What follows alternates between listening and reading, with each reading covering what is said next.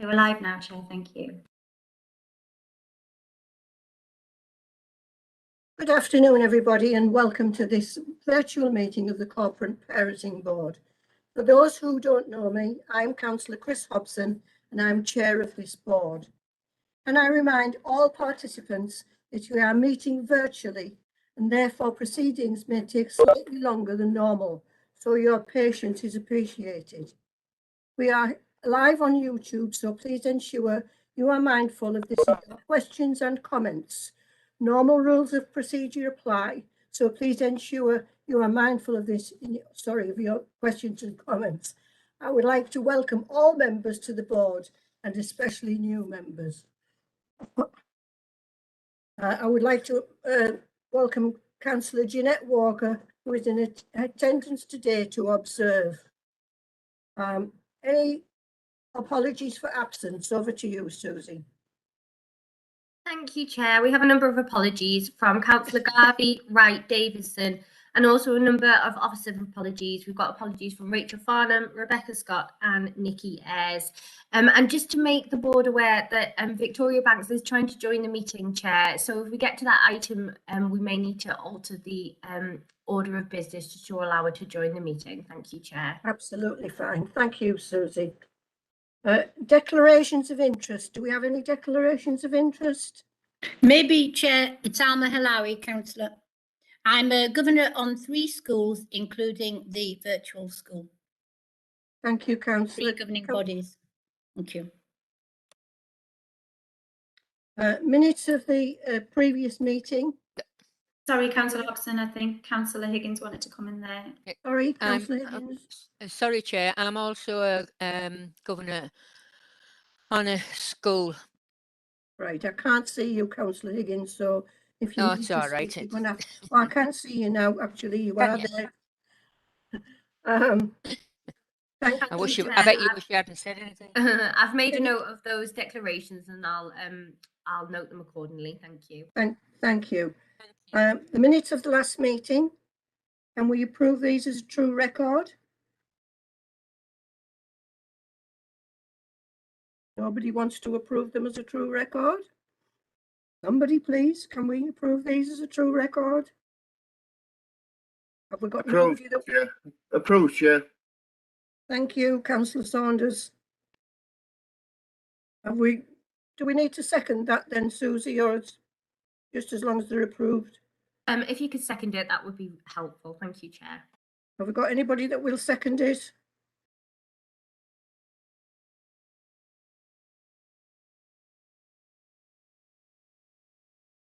I see a hand up there. No.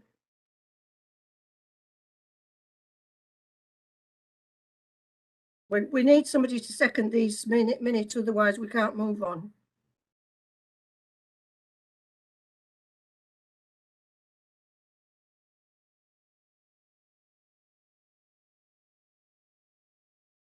Can I ask, please, for somebody to second these minutes? Somebody that was at the last meeting?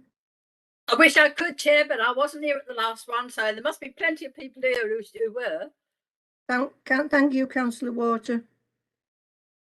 I wasn't at the last meeting, unfortunately, Councillor. Otherwise, I would second. Councillor Halawi, do you agree with the minutes? Yes, Chair. I will second them then. Thank you. Thank you. Thank you. We can now move on. The next item is item 4, participation of the children and young people. And I do believe that's Hannah Wiseman. Well, welcome, Hannah, if you'd like to do your presentation, please. Yes, absolutely. I was actually hoping that we might be able to start with a short video, if that's okay with everybody. Yep, fine. Excellent. So let me get this loaded up for you, and hopefully be able to share my sound as well so you can hear this.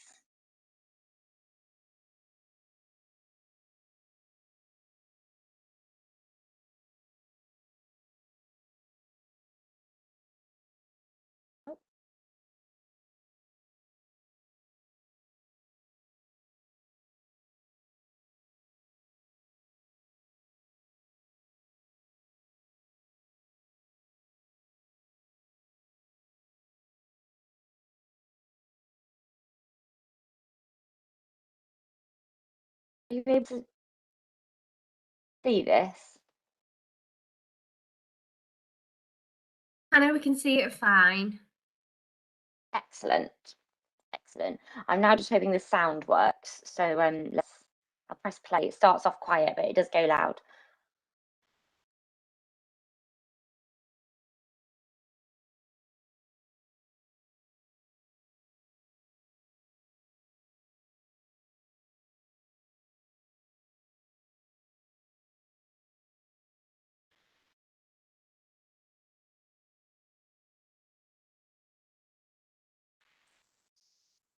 Hannah, we can see it, but we can't hear anything. You can't hear anything, is that? No. Okay, hang on a minute. Let me see if I can do it this way. There are subtitles, colleagues. Can we not just read it?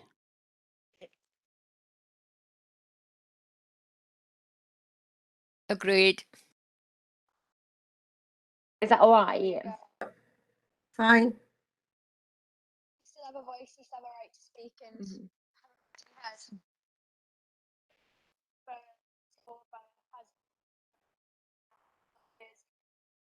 no matter what your background is, you can, no matter where you come from, you can always think if you really try.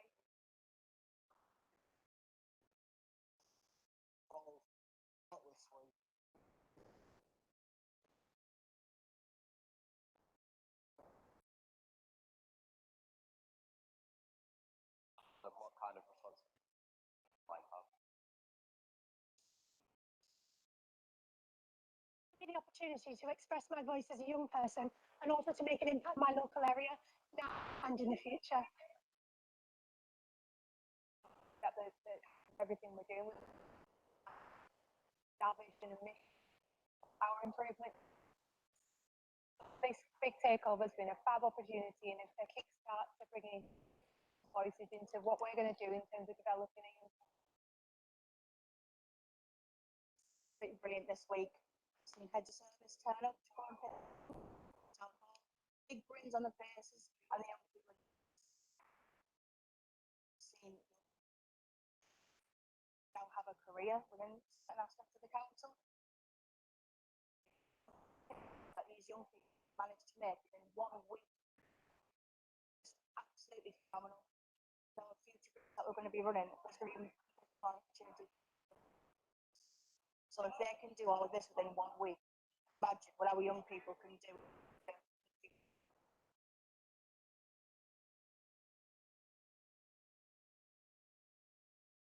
Oops.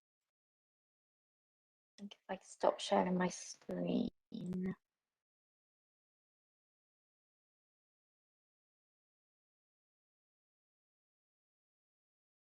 Stop sharing. Here we go.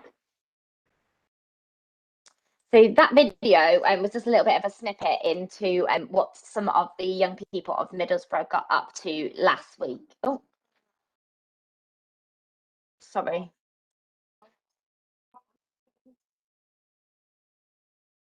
Sorry, it stopped playing again then. So that was Middlesbrough big takeover last week.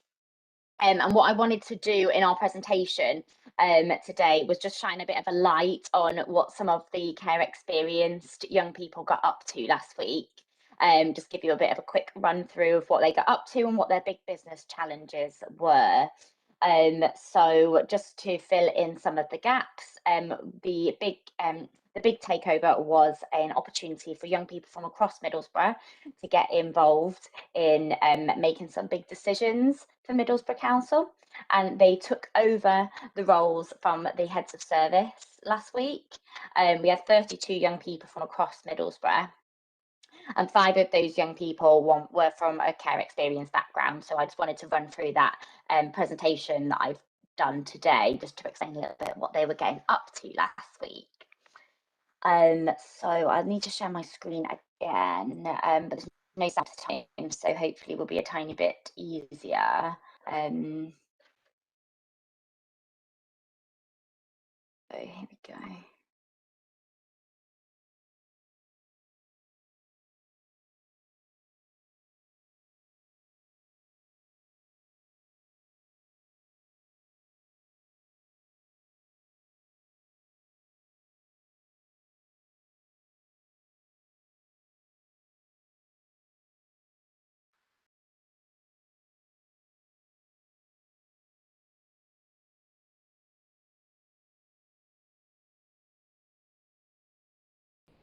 Can you all see this?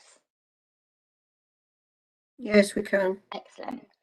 Excellent. I don't know what's happened to this picture here. It seems to have disappeared on me. But so this is just a picture of the first day of the big takeover of some of our young people, all excited, ready and raring to go at our launch event we had on the Monday morning. Next slide, if it loads. Okay. So I'll talk about Demi first, and I know Paula, you've joined us today, so you might be able to give us even more information about what Demi was getting up to. But Demi is a care leaver. She took part in the Big Takeover. She found out about Big Takeover when she was actually at a Pathways event, so it was really great that she was able to take part. And Demi took over from Paula. Demi and Paula together were working on a big business challenge to celebrate the achievement of children care and care leavers across Middlesbrough. The purpose of these events is just to recognise and celebrate the successes of young people from over the last year or 18 months, especially whilst we've been under lockdowns because of the COVID-19 pandemic. And actually during the week, as an extra bonus for Demi, she actually even managed to link up with the apprenticeship team, and she's actually looking at starting an apprenticeship soon as well. So Demi had a very busy and successful week for her takeover challenge week. The next, I'll move on to the next young person that we had. Oh, skipped over. Some of these photos aren't loading for some reason. I don't know why. But the next one is we had Lucy. So Lucy is 15 years old and she took over from Kay, who I think we also have in this call, in the Youth Offending Service. Lucy's big business challenge was to rebrand the Youth Offending Service for Middlesbrough. And I'm sure we'll hear more about it in more detail, but they've removed the word offending from the name of the service, and they've developed a whole new brand around the River Tyne and changing the course of their future. So more to come on that, I think, but really exciting and successful takeover for Lucy and Kay. Another young person we had was Marnie. Marnie is 18 years old and care leaver. And Marnie took over from Andrew Glover in the comms team. Marnie's big business challenge was to think of ways that Middlesbrough Borough Council could improve their website to make it more engaging for young people, and discussing ways in which the Love Middlesbrough magazine could be improved to make it more youth friendly as well. So Marnie had a great takeover week, and I think she also did some extra work with Andrew Glover around one of her personal achievements that ended up going out in a press release as well. So super excited about that. Another young person is our very own Tia, who I'm aware everybody knows very well. Tia took part in the big takeover, and she took over from Rachel Farnham for the week. Tia's big business challenge was working with Rachel on how to make Middlesbrough the employer of choice for social workers across from all over the country. That we want them to come to Middlesbrough to stay and want to work long term in Middlesbrough. So Tia and Rachel were working on that this last week, and Tia was also a support team member and was actually supporting other young people taking part in the big takeover throughout the week as well. And last but not least, we had Xavier, who took part in Big Takeover, who is also on the call. And Xavier is also an apprentice at Middlesbrough Council and took part in the Big Takeover, took over from Sue Butcher. And Xavier's big business challenge was working with Sue to make sure that communications are really relevant to today's children and young people in Middlesbrough. And also Xavier was on the support team for other young people who've taken part in Big Takeover. As well as Tia. Do we have any questions about Big Takeover, or anybody want to add any extra bits that I might have missed for those who were involved?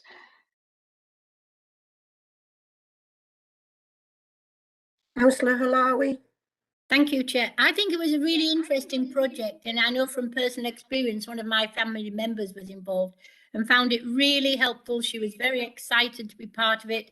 So I think it's something definitely to repeat and to develop, and I look forward to this whole project moving on and developing in ways that we might not yet imagine, but I'm sure they'll become apparent before too long. Thank you. I really approve of this scheme. Anyone Wonderful. else? Thank you so much. Hello, Sue. Thank you, Chair. I was just going to add that the young people were briefed, as it were, beforehand. They had a development session before the actual big takeover started. So I think that that will also have added to their, development and their, and also added to their, I think, the relevance of the project as a whole. I certainly enjoyed it very much and came away with my own thoughts, feelings, and reflections in terms of my own work. So thank you to Xavier for working with me, and we're going to continue to do some work together. That's lovely. I can't see anybody else. Can you take your screen down, Hannah, please, if you've finished? Yeah, I have a couple more slides that I was going to All right, talk to you about the workshop that we ran, but I can unshare my screen so I can see people's faces and then go back to it. If anybody wants to speak, can you just shout up, please, because I cannot see you for the screen. Right, it doesn't seem as if anybody else does. However, I would just like to add a comment in as well, Hannah. I did speak to one of the young gentlemen who did part of the takeover. He was absolutely thrilled with what he did. He told me he thought it was a really, really good idea, which I totally agree. I do think it is a really good idea, and I think that the young people got an awful lot out of it. So thank you for that. Thank you all for your comments. It was a really amazing week, and we had some amazing comments from young people as well. Like it has already been mentioned, we have had young people already asking us, when is the next big takeover? Is it happening again next year? So I think our answer is definitely a big yes to that, if that's what they want. But absolutely, it was a fantastic week. So thank you all for your support. Councillor Halawi? I think also the adults involved probably also learned a lot from working with young people. So I do think it was very much a reciprocated process. So it's not just the young people, but I'm sure some of the managers in the council have also got food for thought, as Sue indeed said from her perspective, but I think other members will have who worked with young people. Thank you. Yeah, I agree with you there, Councillor Halawi. I'm quite sure it was a two-way project. I'm sure that that some of the council officers will have got an awful lot back from what they were trying to put over to the young people, and I do think that the young people will have given an awful lot for them to think about, actually. So I do agree with you there. Councillor Higgins? Thanks, Chair. Yes, I agree with everything people have said, and it's great that the children in Middlesbrough know that they have a voice now. And can I just suggest, don't wait a year for it to happen again. Have another one, say in maybe 3 months, because we don't want to lose the enthusiasm. So thank you very much for all the hard work everybody did. Thank you. Does anybody else have anything to say?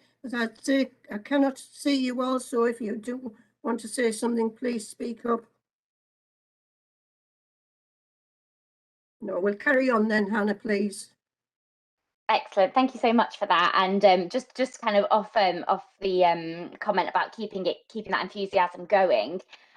We actually are creating a group for all the young people that took part, called the Young Champions Group, which will hopefully keep some of that momentum going and also make sure that these young people can get involved in other projects within Middlesbrough, so we can keep them and keep that excitement up throughout the year. So yeah, we're super excited to see what these young people can achieve in the future. Brilliant.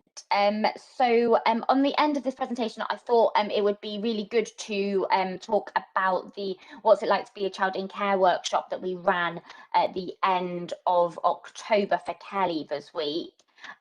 We did mention it in the previous meeting. I did speak about it then.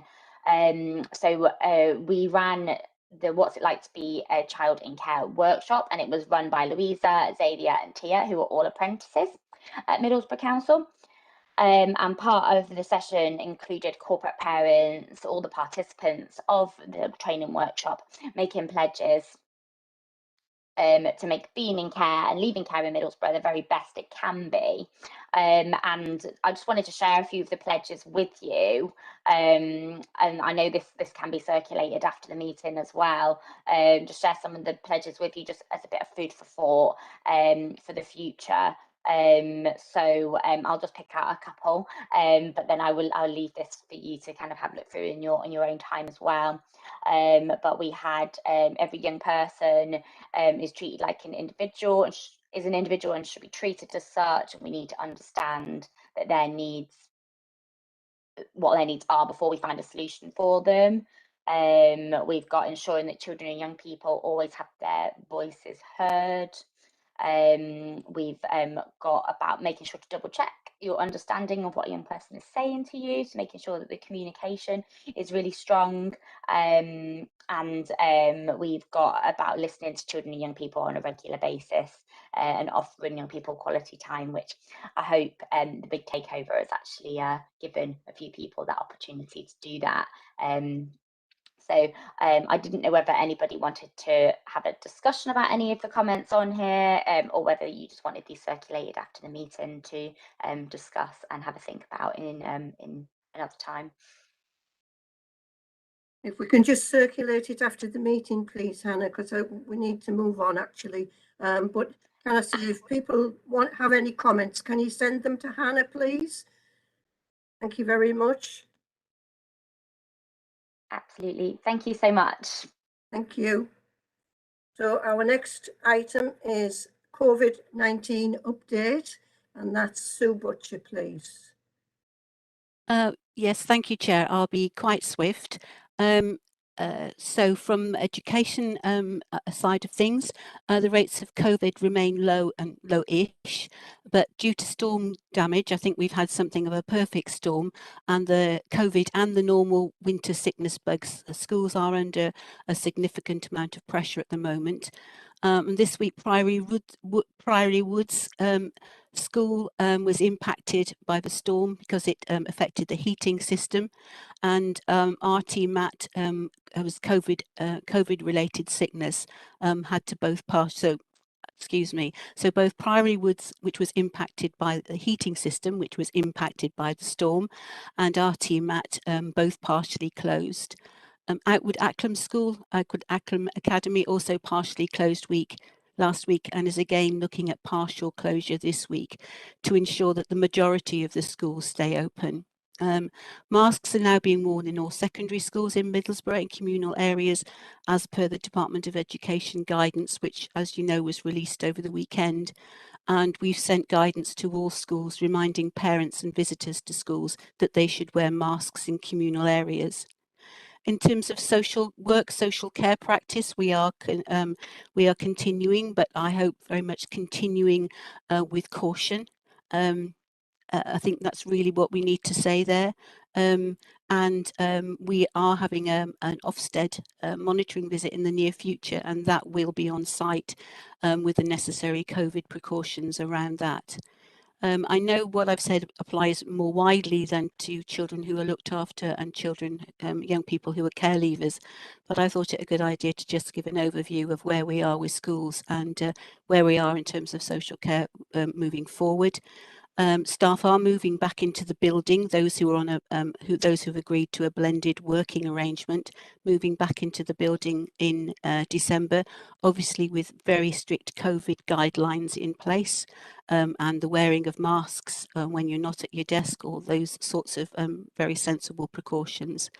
But we are working to be business as usual, but with a high level of COVID and COVID awareness. Thank you, Sue. Any questions for Sue, please? I'd just like to mention one thing, Sue, and it's primary schools. I know it's not looked after children, but primary schools. Can we send out another letter to primary schools just reminding them that all parents should be wearing masks as they go into school, please. I actually live next door to a school and there's not one of them at the present time wearing a mask. Trevor, could I ask? Sorry, Chair. Trevor, could I ask you to take that forward, please? Yes, that's fine. Don't Thank worry, you. I'll sort it out. Yeah. Thank you very much. The next item on the agenda, item 6, Middlesbrough Children's Service Virtual Schools Interim Annual Report. And this is Victoria Banks. Yeah, so Victoria's just struggling to get in. I wonder if we could just on with IT at the moment, trying to resolve it.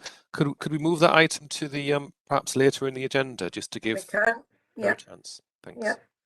So we'll move on to item 7, which is the Independent Visitor Report to Children's Homes, which is Regulation 44 visits. And I do believe that this is going to be Paul Rudd.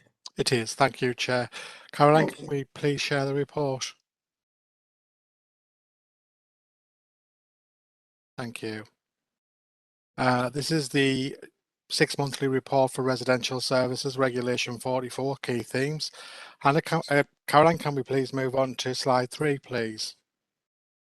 Just for those who don't know, from April 2015, children's homes are required by law to have an independent visitor who comes in and assesses the quality of the service, how we safeguard and promote the welfare of children in the care of that service. And these reports are completed by an independent visitor on a monthly basis. A report is shared with the manager, who gives an overview in her response and also answers any recommendations and how we've actioned those recommendations prior to the next month's visit. Those reports are then sent to me as the responsible individual. I also comment on those reports, send them back to the independent visitor, who then forwards them to Ofsted as part of the inspection process. Next slide, please, Caroline. Over the last 6 months, each individual month has a focused visit, as in May it was safeguarding. How are the service trained? How do they deliver? How are they trained in delivering safeguarding to our young people?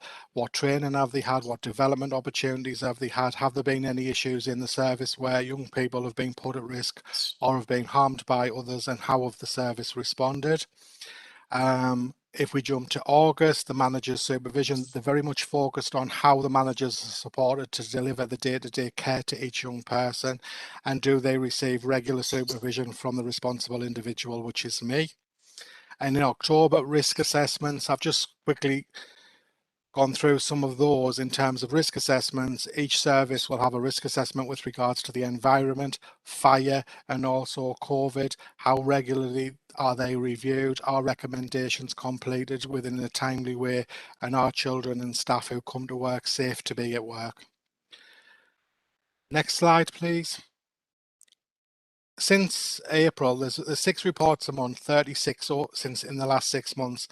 And there are a lot of positive recommendations and a lot of positive comments within the report about the quality of the services that we offer to our young people in the residential services. And I've listed 11 there, and I'd like to focus on some of our young people. One of our young people said, "I love it here, the staff take care of me." Glen Eagles, which is our short break for disabled children, a parent said, "This has been a lifeline for my children," who speak so fondly of the service and the staff. Seriously, I cannot thank them all enough. Each and every one is amazing. Again, a parent's feedback. From the inspection officer, children feel safe in the service. Children's health needs are fully met and understood. Managers and staff receive reflective supervision. Children's placements are stable with support from other agencies, and the services have many risk assessments which are well assessed and well reviewed. As I say, there's 36 reports available, and those are some of the key themes from each report. Can we move on to the next slide, please? We get very few recommendations in terms of our service. Our services are inspected annually by Ofsted.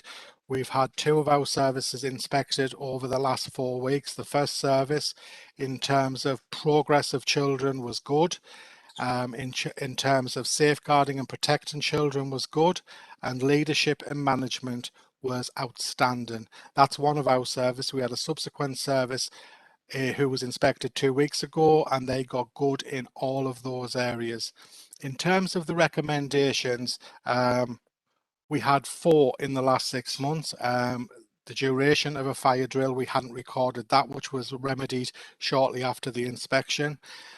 Each of our service, a base form is building a safe environment, and it looks at any potential risks that there are to our young people, what we've done about it, what services we've asked to support the children's home, etc.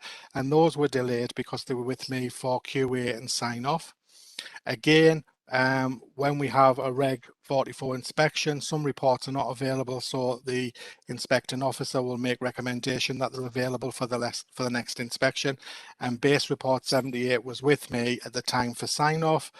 And the final recommendation, we had a young person who'd been recently admitted into the service who had a specific health condition that we needed training to provide to our staff, and we sourced that training and delivered that within 4 weeks of the recommendation.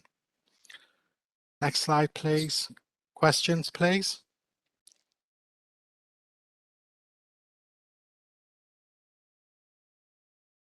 I can't see anybody with their hands up at all. If those who I cannot see would like to speak, can you shout up now? Or I can see Carl Snowball, you've got your hand up. Yeah, I was just curious as to the makeup of the independent visitor. You know, who are these people? Where are they recruited from? Their expertise. Our independent visitor is recruited for and by NIAS, National Youth Advocacy Service, and our independent visitor was a social worker for Middlesbrough many years ago, has a very good understanding of the children's homes regulations and national minimum standards, and we know her previously, and we commissioned NIAS to do all 6 of our children's homes in terms of external inspections. Answer your question, Carl? Yeah. Councillor Halawi? Thank you, Chair. The report seems very positive, does it not? And there's many recommendations and ideas that we can take from that. So what do you see, Paul, as the challenges that we face at the moment as a service, and how can we improve even further? I think we are moving forward in terms of, we had a very difficult year in terms of COVID, as everybody else has, and we had some really major staffing issues because a number of our staff who had COVID, we had 6 or 7, 8 sometimes of the staff team isolating, and we're coming out of that now. One of the issues that we're having at the moment is recruiting new and experienced staff, and our adverts are going out. We're looking at incentives to recruit those staff. We have a number of vacancies within our service, and that's our vision. That's our plan for the next year, to how we get those posts filled to offer a better service to our young people. But it's challenging, as are recruitment in all local authorities at the moment. Thank you, Paul. Thank you, Chair. Thank you. Anybody else got any questions?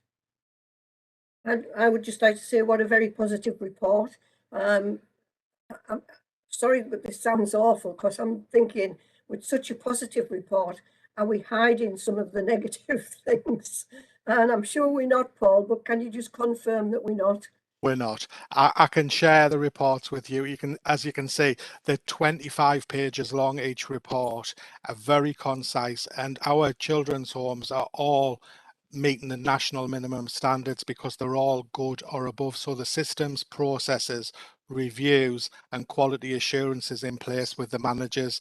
The managers are very robust in ensuring that where recommendations are made, they're completed within timescales, but the systems and processes that they have to ensure that everything is robust and meets the national minimum standards for children's homes is in place. And it's took 3 years to get to that point, but it's proven very productive in terms of our Ofsted outcomes.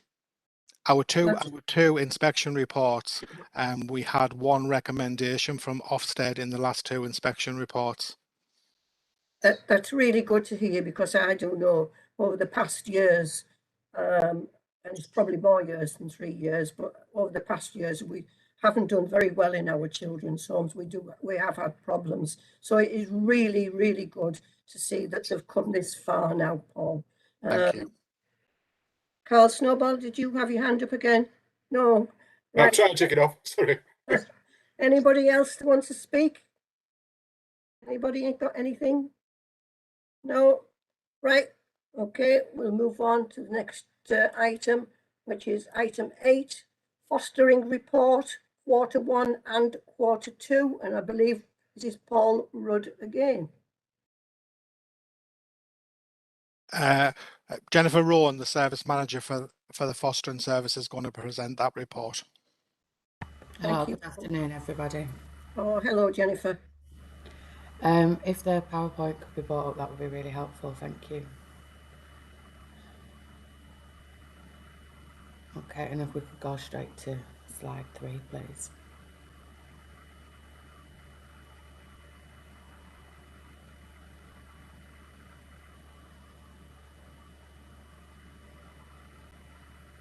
Fabulous.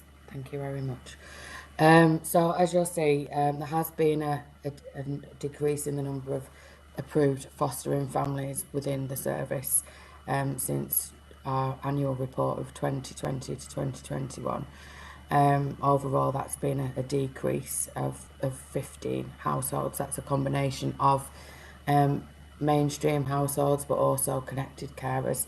So whilst that initial figure may seem somewhat alarming to people, it is indicative that a number of our children, particularly in connected care arrangements, are achieving permanence via legal orders.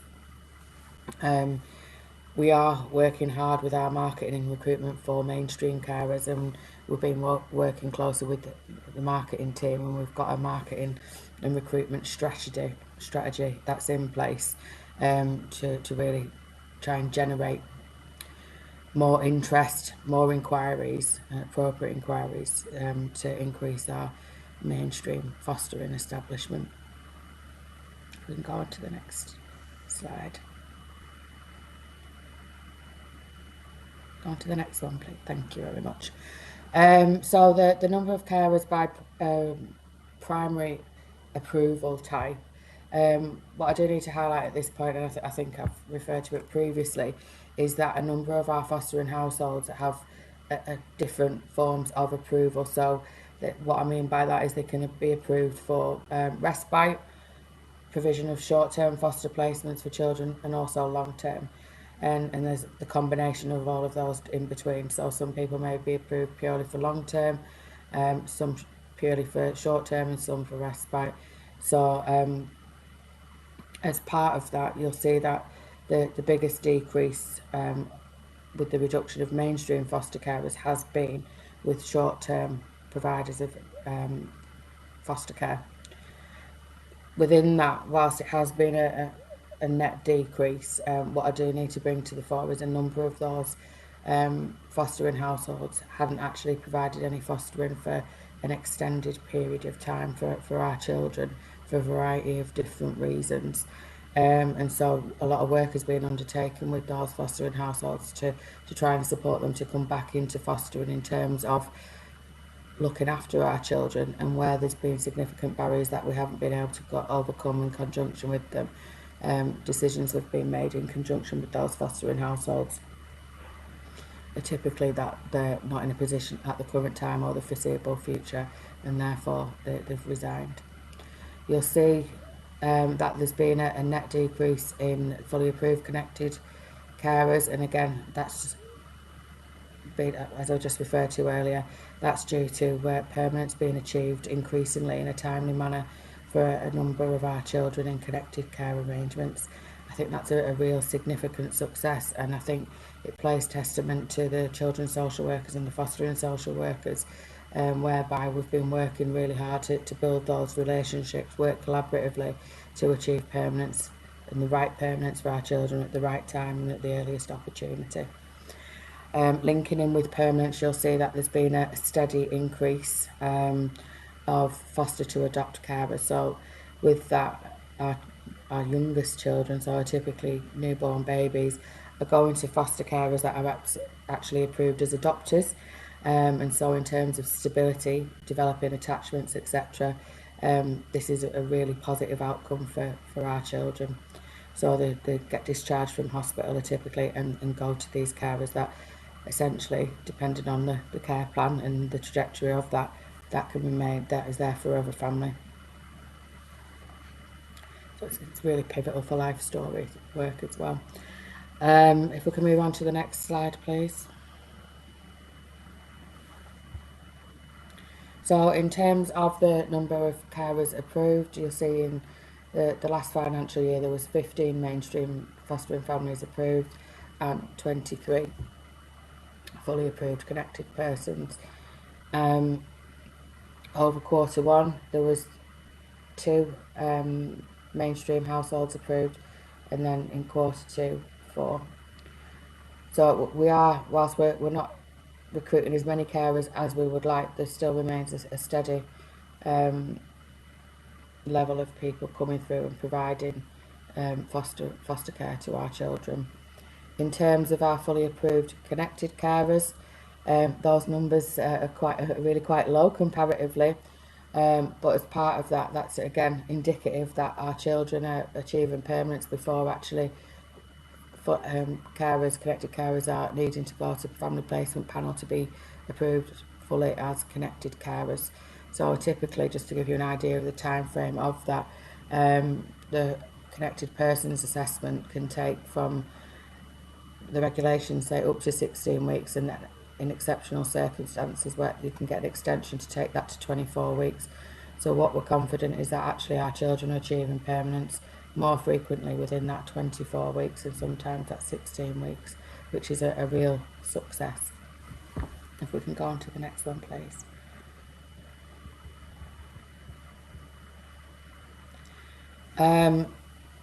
So linking in with what I've just referred to before, deregistrations, over 2020 to 2021, there were 15 fostering households that were mainstream approved fostering households that were deregistered, and 17 fully approved connected persons that were deregistered.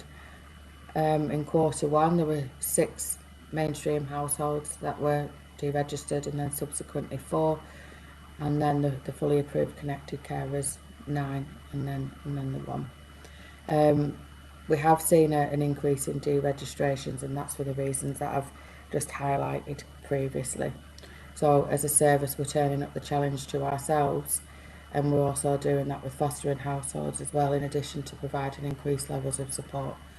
And we're moving away from a model whereby fostering households were on hold for indefinite periods of time, because actually being on hold for an indefinite period of time in terms of being able to evidence continued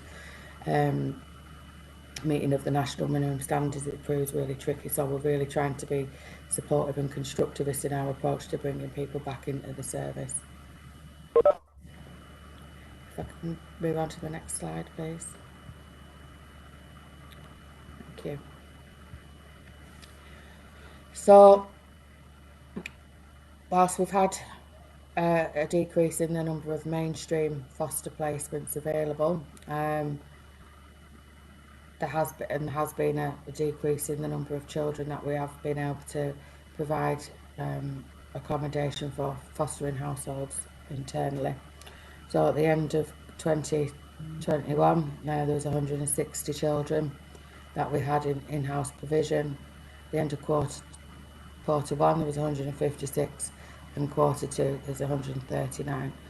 We're doing a lot of work to review fostering households, fostering families, terms of approval, to make sure that we're actually challenging ourselves and challenging them in terms of actually can we review age ranges, numbers, but we're very clear that as part of that it's about appropriate matching, and that it needs to work for the fostering household, but also most importantly our children. The number of vacant places and not available places, there's some work that we need to undertake in respect to this, because whilst those figures are currently generated, we're not confident that they're accurate, and the reason that we're not confident that they're completely accurate is that we have weekly meetings with fostering social workers in regard to the foster carers that they supervise and support, and that availability doesn't seem to reflect what we know is actually physically available.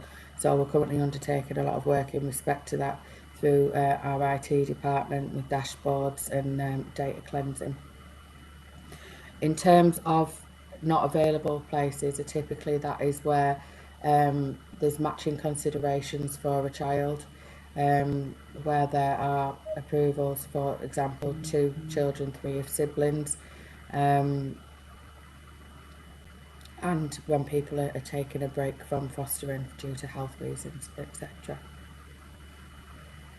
We can move on to the next slide, please. So this links in with what I've just referred to in terms of the number of carer households on hold. So at the end of 2020 to 21, we had 8 households, fostering families on hold, and in Q1 there was 6, and then Q2 there was 6.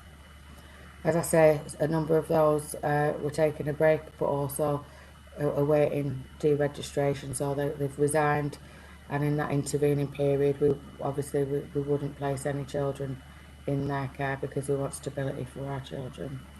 There were, in 2020 to 21, 11 fostering households where health reasons were identified as the reason that the fostering household weren't able to provide any care for our children. At the end of Q1 there was 9, and at Q2 there's been 11. In 2020-21, COVID did have a significant impact upon people and their confidence in terms of caring for children and comings and goings and so on. Something that has assisted with that is all of our fostering families, that the carers being given the vaccine, and I do believe that we were one of the first, if not the first, local authority in the North East to ensure that our foster carers commence that vaccine programme. At the end of 2020 to 21, there were 3 fostering households that were on hold as a result of concerns in respect to standards of care. So what that refers to is we're worried about something that's happened or is happening in regards to the care provided to a child.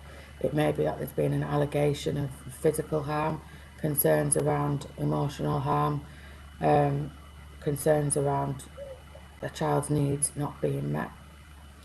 Where those have been identified, again, we take a proportionate and incremental approach to that. But on occasion, there are times when children cannot be, while that investigation's ongoing, cannot be in that fostering family's care for a variety of reasons. If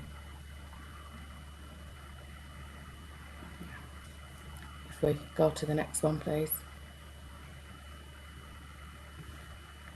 Thank you. So in terms of recruitment, in 2020 to 21, we had 112 initial inquiries. As of Q1, we had 25, and then Q2, 35. We are seeing a steady increase of inquiries, and as part of that, and I think I referred to it in the previous meeting as well, we have a number of foster carers who are caring for our children that are currently approved with independent fostering agencies. As part of that, they have identified the increase in support and training within our service. They've been very complimentary about the child social work practice, and as part of that have expressed a wish to be considered to come across to Middlesbrough Council as approved foster carers. Our recruitment, as I said earlier, isn't where we want it to be, and we are working hard to improve upon that collaboratively. Next, thank you. So in terms of what's working well, because there's an awful lot of work that has been and continues to be undertaken within the service, we have been successful in appointing permanent experienced social workers, which I think as a local authority, but also across the board, a lot of local authorities have struggled with that. The calibre of the staff that we have permanently employed recently has been exceptional. When I'm referring to experienced social workers, I'm talking about social workers with 15 years plus experience of both safeguarding and fostering. So they're bringing out a whole new dimension to the service and really complementing the skills mix that we already have. The leadership team within the fostering service is stable, and the impact of that has proven it again really positive. Staff have a level, social workers have a level of confidence. There's those relationship-based practice is proving effective, and we're able to work collaboratively with each other to create an environment of radical candour in terms of high support but high challenge as well, because we absolutely need to raise our own expectations of ourselves and each other and hold ourselves to account in regard to that. We are also developing and due to implement early 2022 the Fostering Academy. The Fostering Academy is something that we have brought in because what we've identified both from social workers and the leadership team within the fostering service is that the foundations for newly approved foster carers need to be really solid, and that previously, and it's not unique to Middlesbrough, this is across the board in other areas that we've all worked. A lot of feedback has been from foster carers when they've been approved, they've gone through the intensity and support of an assessment, and then that feels like it's removed quite significantly, and that's a really critical time post approval that we support, train, develop, and set the bar in terms of what our expectations are and what the expectations for the fostering family should be as well, and create stability for our children going into these newly approved fostering families. What this looks like is we have updated the skills to foster, so that's pre-approval, and we've also then implemented the pathways through fostering. The pathways through fostering is a training programme to support fostering households that have been newly approved to complete the training, support and development standards. That's a level of, that was previously an area which had significant risk within the service because we had a number of approved fostering households where the training, support and development standards hadn't been done, and it's actually a regulatory requirement. We now have no newly approved carers that haven't completed their standards within those timescales, and the feedback consistently now from newly approved carers is that they feel really well supported, and the knowledge and skills mix that they're getting from the intense support and supervision and increased level of training from the service is really paying dividends in terms of the support and care that they're providing for our children. We're heavily focusing on staff development and cultural change as part of that, and as I expect you all appreciate, cultural change is quite a difficult thing to achieve, and it takes some time. But we're really privileged that our staff team are absolutely embracing the need to change. They all work exceptionally hard, but what we do need to do is we need to work differently. And so we're in the process of developing a staff development and training programme for over the next 12 months to really focus in to provide clarity and confidence on the role of a supervising social worker, how we have courageous conversations, how we plan, how we analyse, how we assess, and how we supervise foster carers. There's already some fantastic practice going on, but there are areas for development, so that's consistent across the board. We've also been successful in achieving the funding for the Mockingbird project, which is a model of practice which is very well evidence-based in terms of supporting and creating stability for our children. We've just been granted the funding in respect to that, and we've got a meeting, I think it's on Friday, to develop that further, but we're very much at the formative stages of that, so I look forward to being able to update you all in more detail at the next time that I attend the board. Assessments under Regulation 24 are reducing in timescales from the point of referral to completion. Previously, that's been an area of vulnerability within the service, so our assessments under Regulation 24 are the shorter assessments of connected carers for children. We've been doing a lot of work with our colleagues in the children's social work teams in regard to us being involved with those assessments prior to children being placed, and we're starting to see that trickle through, and more joined up approach to planning in respect to connected carers and children having the appropriate care arrangement, foster carers for them.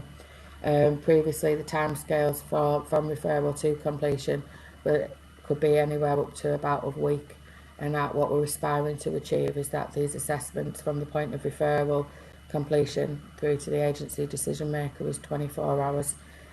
So we are confident as quickly as possible that should a child be moved to that foster, that connected carer, that is the right decision for them, and it's based on an evidence-based model.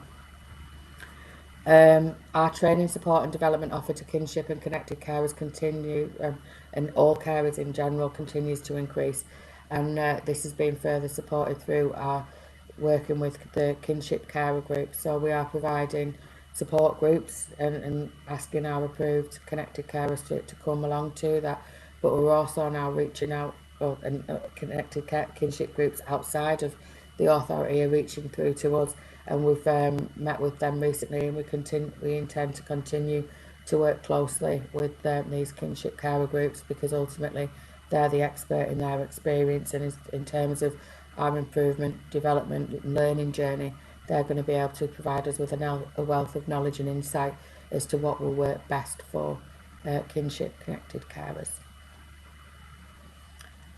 And that's it. Does anybody have any questions? Right, so thank you, Jennifer. That was a very intensive report. Has anybody got any questions for Jennifer? Councillor Halawi. Thank you, Chair. I just wondered, Jenny, if you could please remind us of the methods of direct communications that you have with foster carers in order to analyse their concerns, issues, what's going well, why do they need to leave, why have they accepted recruitment from Middlesbrough? So do we have regular phone calls, questionnaires, meetings, briefings? How do we get very clear opinions from the foster carers about how they're reacting to the provision that Middlesbrough offers? Okay, so there's a number of different ways that we do that. So we have all of our foster carers should have monthly supervision with their supervising social worker. So that monthly supervision is that one-to-one conversation where anything can be raised through that forum. Our management team is accessible. We have a duty system as well. So if there's any concerns, foster carers can ring that in the absence of their supervising social worker. We have monthly consultations. We have a couple of our managers are currently, they've started to attend the Foster Care Association meetings, which I think are held every month. We have a communication strategy which just needs to be finalised, which will formalise all of these arrangements. We have a Facebook page that was put in place by ourselves, again, an opportunity for communication. We have newsletters that go out to provide information on a quarterly basis. We've done a Slido questionnaire, and we'll be doing another one. So a Slido questionnaire is a digital questionnaire that foster carers have the opportunity to participate in, fill in some feedback. And we'll be doing that again in the new year. And I think we have the support groups as well, so they're monthly support groups for both connected carers and mainstream carers. So we're very much trying to engage and have that ongoing dialogue in a variety of different ways, because we appreciate people communicate and feel more confident in communicating in a variety of different ways. Thank you. Chair, could I suggest maybe that it would be interesting for the panel to see some of the results and analysis of the questionnaires that you do online, the digital ones? I mean, that's quite easy to share, quite accessible, isn't it? So that we could understand some of the feelings of foster carers towards various aspects of the service and the provision. Absolutely, yes. Could we have that, Jenny, please? Yeah, that will be fine. Thank you. Thank you very much. Any further questions, please? I think Carl, did you have one? Did you have your hand up, Carlo? No. No, he keeps coming and going, Carl. I did have my hand up. I was going to send something to Jenny. Table 2 in your report. Quarter 1, quarter 2, don't look to the bottom. It'll be 1 second. I've shut it down on my computer now. Sorry. I'll go back to Just it. jumped out, that was all. So Oh. if the maths in me, I thought, well, they don't all take, 2021 does, but the quarter one, quarter two doesn't. So Thank you, Carl. I'll clarify that and get it amended and get it distributed. Thank you. Right, any further questions? Right, thank you very much indeed for that, Jenny. We'll move on. We'll go back now. I think Victoria Banks has joined us, has she? Yes. So we will go back now to the Director of Middlesbrough Children's Services Virtual Schools Interim Annual Report, who's Victoria Banks, who is the Head of Virtual Schools, and she's going to present this report. Thank you. Thank you, Chair, and apologies for being late, and thank you for accommodating it. I had some technical issues getting in, so thank you for that. No problem at all.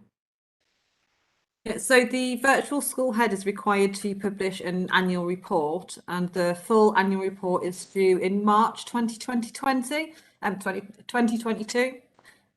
This is the interim report. It's not something that statutorily we have to do, but we feel that as corporate parents that you should be advised of how young people have done before March. So we do an interim report in Middlesbrough. I have been made aware that councillors have had sight of this beforehand, so I don't want to labour the point and go over things too much, but I will kind of pick out some of the highlights and take questions, if that's okay, Chair. Yes, fine. Fantastic, thank you. So some of the highlights is around, it was a really difficult period with COVID. It was very unknown. And I think, first of all, I want to recognise the work of the team within the virtual school. We've had some outstanding team stability within virtual school, very low sick rates, and some really dedicated PEP advisors. So I just want to say thank you to them. And also a note to our schools who've worked tremendously hard in ensuring that our children get the best possible education. Within Middlesbrough Virtual School, we work in a caseload structure. That's not how all virtual school works. So each child has a PEP advisor and someone who champions their education. And we also ensure that virtual school is present at all PEPs to make sure that we can challenge and support schools to give the best possible education for our children. We had a really good completion rate for our personal education plans. So each child who is looked after of statutory school age should have a PEP at least once per term. And for statutory school age last year, we ensured that every single child, so 100% of children, had a personal education plan within the timeframes last year, which I think is a huge success given the climate that we were in. Children also face many challenges, especially around social, emotional and mental health. So we recognised that we needed to do something to support young people and to support schools, to support our young people. Wendy Kelly does some fantastic work with Head Start within our schools, but we wanted to bolster that to ensure that our children got the best possible support. We ensured we knew exactly what mental health support children were accessing and where the gaps were, and we commissioned ABC counselling so that children could be fast-tracked to get the mental health support that they needed within schools. We've also worked with schools to support the Attach Aware Trauma Informed project.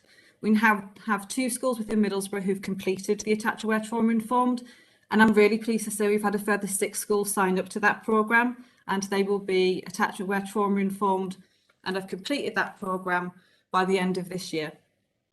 So we'll have 8 schools in total within Middlesbrough who are Attach Aware Trauma Informed, which again I think is a huge achievement.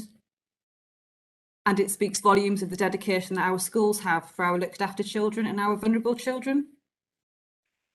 We continue to deliver training online and engage our designated teachers, but we also offered more intense support. We ensured that our PEP advisors were linked to schools and that we were phoning them weekly to make sure that if there was any issues with our young people and support that was needed, to make sure that they were safe and were able to access their learning.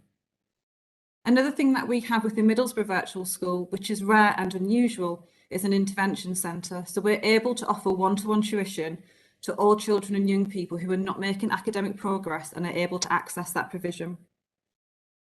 We've also were able to take some children to Darlington Theatre to watch Horrible Histories, which was fantastic.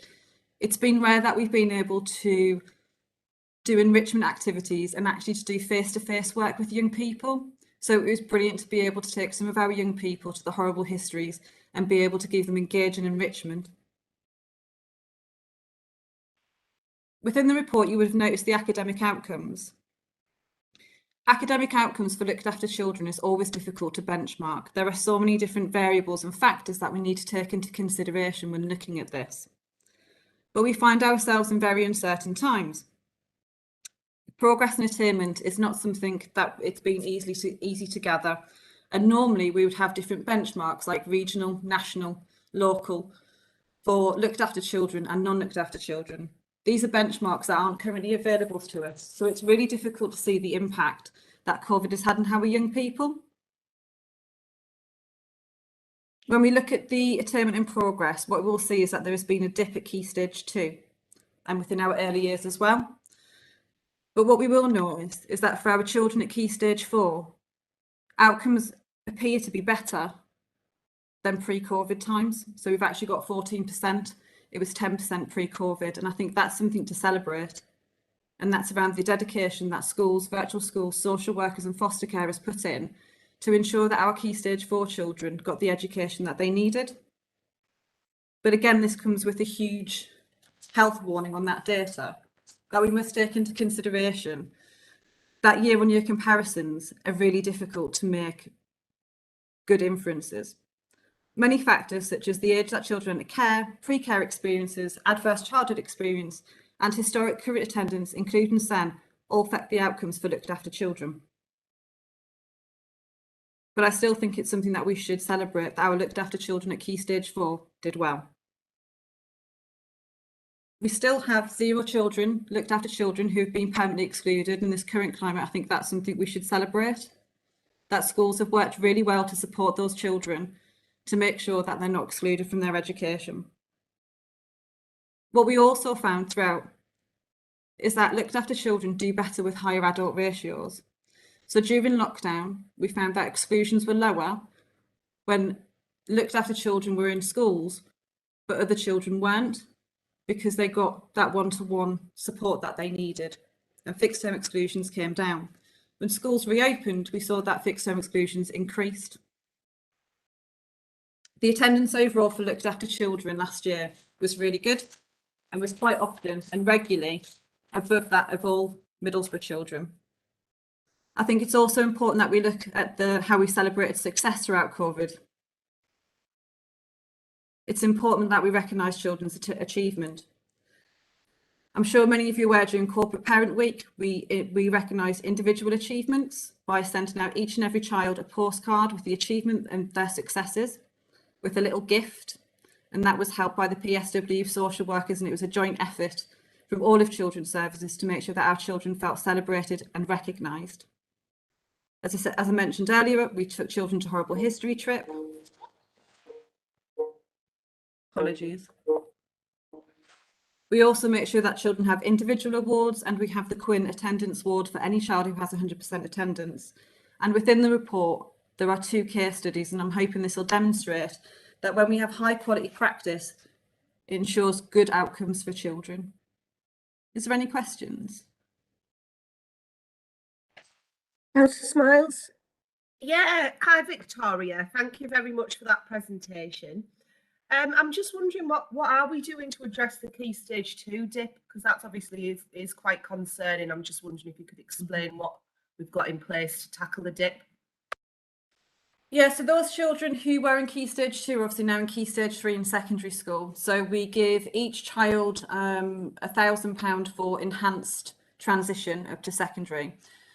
We are meeting with individual schools to offer them support to identify it. We've identified all of the children who haven't made progress and offer those one-to-one support. So that intervention centre provision that I referred to earlier, all of those children have been offered that support, and we've made sure that within their PEPs we've identified where they weren't making progress and strengthened those as well. Okay, thank you. So it's going to be kind of a cohort that we follow. You Yes, don't think it's a absolutely. particular problem with teaching Key Stage 2 kids? So I think it affected those, when we look at that cohort in depth, what we find is there was a particular high case of special educational needs. Transition was a really difficult point as well, and a lot of them had historical attendance issues. So we've got a mix of COVID, gaps in attainment due to pre-care history, and it's around making sure that we don't just treat them as a homogenous cohort, we look at them as individual children and meet their needs on that basis. Thank you, Victoria. Anybody else want to ask a question? I'll just come in on that as well, Victoria, if that's all right. It's good that we are giving them sort of one-to-one, because I think that is a boost that they really do need, especially if they're finding that they are struggling. And I think the one-to-one is really good. I'd like to also comment on the good attendance, because that is absolutely crucial, because without the attendance they're not going to get anywhere. So we have managed to keep good attendance, and I do think it's very important that we celebrate what they have achieved, which was something else. And the other thing is the transition period. We've got to remember that it's not only looked after children that struggle with transition. There's lots and lots of children out there at this particular time, especially after COVID, have actually really struggled through the transition period. So, you know, I do hope that we are keeping our eye on that, because obviously some of them are really struggling through this transition now. Thank you. That's all I had to say. Does anybody else want to speak? Councillor Halawi. Thank you, Chair. Vicky, I'm delighted that the Key Stage 4 results are improving and have increased in the grade calibre. I just have a niggle for these results at Key Stage 4, that they are teacher assessed, and therefore I think that could be quite a big influence on the outcomes for all children, but for our children as well.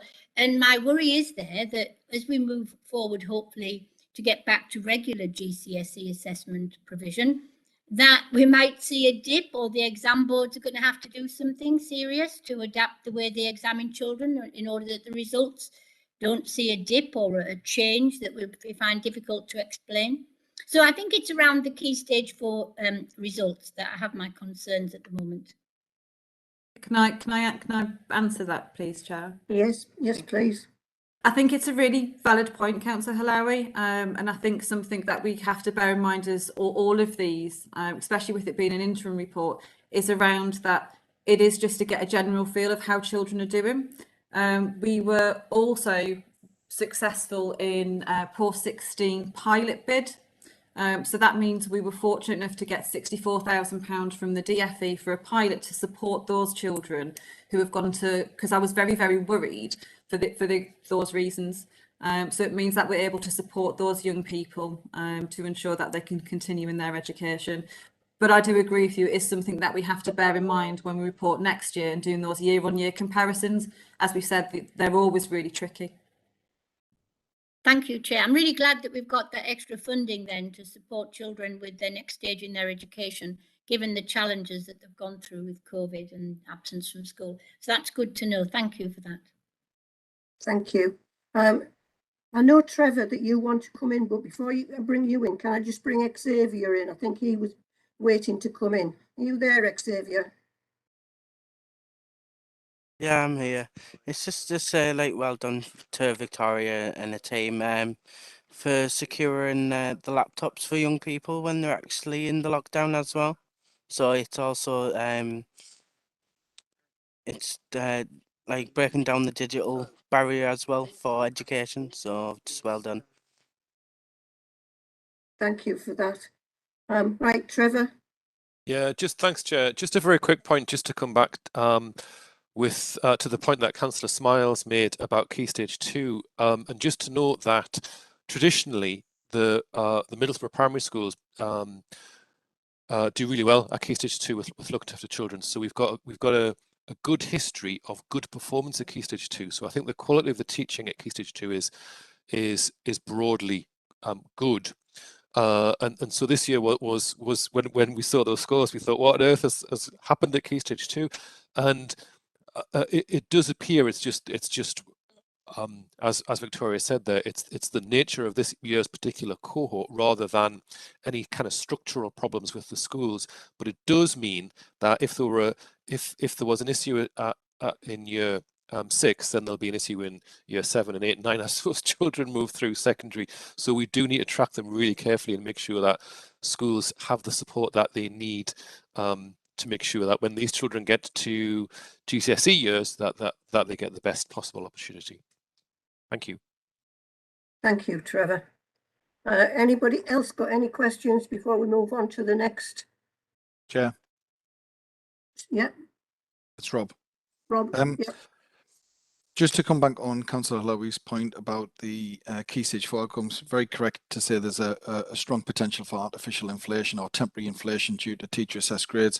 I suppose the take home for me is that key stage 4 outcomes have increased, as have their peers. So it enables a child who's been looked after by the local authority to compete with their peers as they exit key stage 4 into wherever they go next. So if there was a big disparity between young people who haven't been within or haven't been looked after and those who have been looked after, then that would be concerning. But the fact that it tracks with their peers is good. It's good news. So I'm celebrating the fact that's an increase, but albeit with that rider that there's likely to be some kind of changes over the next few years with outcomes, I suspect. Thank you. Councillor Alawi? Yeah, thank you, Chair. I agree totally, Rob, with what you're saying. I think that was what was behind my question as well. That if there is a change in the outcomes at Key Stage 4, we really need to be clear in our analysis of how that's come about, particularly with regard to our looked after children. So yeah, that was really behind my question as well. As Victoria rightly says, we need to keep a very watchful eye on that state of affairs as we move on. Thank you, Chair. Thank you. Right, the next item is the IRO annual report. However, we are struggling with the person who's going to present this report. So we're actually going to move on to item number 10, which is the South Tees Youth Offending Service. And I do believe this is Kay Dard, the manager. Are you there, Kay? I am, Chair, yes. Thank you. Over to you. Thank you very much. Are we able to share the presentation, please, Caroline? Thank you. Straight on to slide 2, if we could. There was a briefing report attached to the agenda, and hopefully members have had a chance to read it. So I'm just going to kind of highlight some of the key points from that report in terms of this presentation. So just to kind of set the context, I want to focus on some of the later slides in more detail, just to set the national context. This is a slide that's taken from the Youth Justice Board's plan, which kind of very nicely outlines on there what the vision for youth justice is. And what that actually is a youth justice system which sees children as children, treats them fairly, and helps them to build on the strengths so that they can make a constructive contribution to society, and that will prevent offending and create safer communities with fewer victims.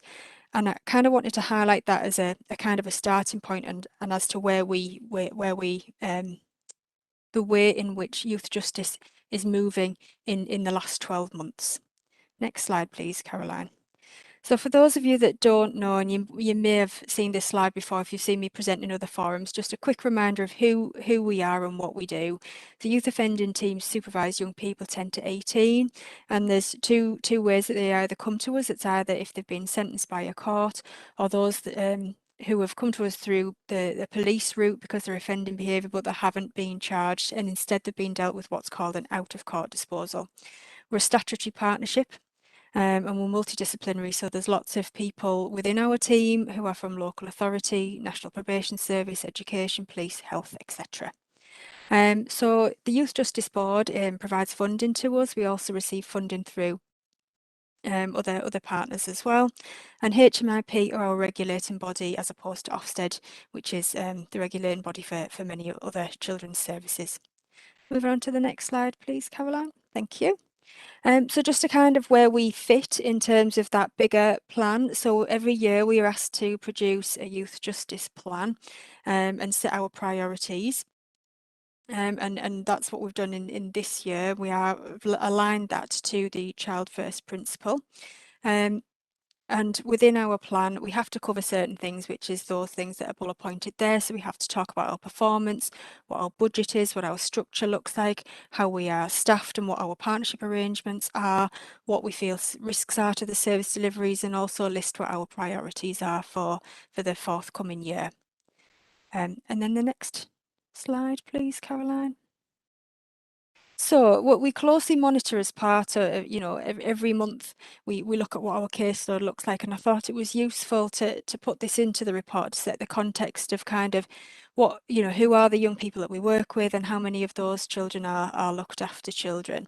So I kind of got a snapshot really for over the last 6 months, or at the time that the report was written. So over the last 6 months, what we know, and this doesn't vastly change, is that the majority of our young people that are within our service are white British boys who are 17 years old, of whom 15% of them are looked after children at any one time. Obviously, that figure, it kind of does go up and down, but at any one time, that's kind of roughly the 15% of children looked after. So if I can just go to the next slide, please, Karen, I want to focus in on these ones, that's great. So in terms of what we offer specifically around our looked after children that are subject to criminal justice processes. So some of this is a repeat of some of what I said last year, and then I want to come on to some of the key developments in the last 12 months. But I'll whip through bullet point by bullet point here. So we do work with our care home staff and the police to identify what the appropriate response is to young people who offend in residential settings. And that can include the use of restorative intervention as a solution. But sometimes we also have, for those young people who are charged and presented to court, we have what's called a 10-point plan with the CPS, the Crown Prosecution Service, to make sure that those young people who are in the looked after system are not criminalised unnecessarily. And again, that goes back to that Youth Justice Board Child First principle. We ensure that we are actively attending all of our any planning meeting or strategy meeting for young people with child looked after status. So where there is a young person open to our caseload, we would always make sure where possible that we would be involved in those meetings to assist any planning processes. We have dedicated safeguarding case managers in our Middlesbrough and our Redcar teams. We cover both local authority areas, and what they do is they act as that essential link and a kind of first port of call for all of our colleagues within youth offending to kind of act as that focal point of knowledge, what to do on anything to do with safeguarding issues and processes. So and they're our essential link into children's services. We ensure that all of our intervention plans for children looked after are shared with our young people, with their carers and colleagues from children's services. So we always share that information across. We've developed some joint supervision arrangements between ourselves and children's services. That was a significant piece of work. So it's a kind of a huge process flowchart, if you like, about how we work together and what the expectations are for youth offending service, what children's services can expect from us and what we can expect from them, and how we work together for the best interests of that young person and planning jointly. Next, thank you. We've done something similar piece of work around ourselves in early help, around those joint supervision arrangements, and obviously those children are not looked after, but the whole point of that is to kind of try and work together at an earlier point to stop the escalation of young people who are in the criminal justice system becoming looked after by working together collaboratively at that earlier stage. In the last 12 months, we've provided a single point of contact for the multi-agency Children's Hub, the match, to provide information and advice on young people who are known to the Youth Offending Service. So one of our managers attends the match huddle every single morning, if that's the right word, that morning meeting, for any young person who's been referred in on SAFER, and then they would screen those and they would know we'd be able to provide advice and guidance around YOS processes, etc. We have reciprocal agreements in place to offer access to our case management system. So for those young people who were referred into the match, The screeners within the match are able to immediately see whether or not that young person is open to youth offending or not. And what we do when a young person becomes open to us is we go into the Children's Services case management system and we put a case note on there to say this young person is open, became open on X date, and they're open to so-and-so workers, so that screener would know immediately who to contact and where to go for the information. And it kind of speeds up that process. Next slide, please, Caroline. So in terms of key developments, thank you very much. So yeah, there's been a few key developments in the last year, particularly around education, and the reason for that is back in 2019, you may remember that we were inspected by HMIP, and one of the recommendations from our inspection was that there was a specialist provision put in place in YOS to meet the needs of those young people who were not accessing suitable education. So we employed a worker specifically around this. And he has done some really, really great work over the last 12 months, and kind of wanted to highlight 3 things that he's developed within this time, particularly around our looked after children. So we've strengthened the relationship with the virtual school and developed a joint protocol, and that joint working has significantly improved communication with the virtual school and around the joint working to create robust personal education plans. And it does enable those young people to be identified at an earlier point for support, but not only that, kind of ongoing support for those young people. And we've got, you know, some really lovely examples of where that's worked really well for young people who may not have had an opportunity to access particular courses, for argument's sake, at college. Apologies, someone ringing me. Where young people may have been supported to attend courses at college, and we've been able to kind of have appropriate joint planning as part of the personal education plans to assist that into place. We've developed a child looked after NEAT forum where there's an information sharing agreement now in place with Middlesbrough College, which enables our looked after children to be supported by the college to reduce their risk of becoming NEAT. So when that young person, there's kind of an issue emerging, then we sit on that panel and we're able to kind of have the advice and guidance and put in additional support and a plan of action for those young people to try and prevent them becoming NEAT, because I guess what we do know is that there is a very strong link between young people who are not in education, training or employment and those that go on to offend or re-offend. We've also developed a joint custody protocol for those who go into a custodial establishment. And what that protocol aims to do is stop the clunkiness around when a young person goes into custody and then there's a break of finding information going from one provider to the next. And when that young person comes back out, it's to aid the smooth transition between the custody and community and custody, to aid that resettlement process, so that our education worker would sit on all of those sentence planning meetings and be involved from day one as soon as that young person's sentenced, to have that much smoother transition for those that unfortunately end up at the higher end in the custodial realm, if you like. So next slide, please, Caroline. Thank you. And I guess this is the so what slide, really. You know, what difference does all of that make to the young people that we're working with who are looked after? I think we do recognise in youth offending that young people we need to offer a kind of an over and above service to those who are looked after. There is higher percentages, you know, in the justice system, and there's higher percentages of those that go into custody as well. We do monitor our caseloads, like I've said, and you've seen the snapshot today of that data. And we make sure through our board arrangements and performance management arrangements that there isn't an overrepresentation in the criminal justice system. We've been doing some work around that recently on the back of the HMI thematic inspection that was recently done around Black and mixed heritage boys. We have systems and processes in place to robustly manage the children that are in our service, and we do work really collaboratively and joined up with some of our partners. And we've put the protocols in place in the last 12 months to assure that those working agreements are in place and that there's clear lines of accountability for who does what and when. And our young people are offered a good service. We know that through our inspection. We know that through our audit processes and feedback we receive from our young people and parents and carers. We, excuse me, thank you. The challenges and next steps. So over the last 12 months, in the same as everybody else, we have had COVID. We've adapted the way that we've worked with our young people. We'll continue to do that to make sure that the right digital solutions are in place.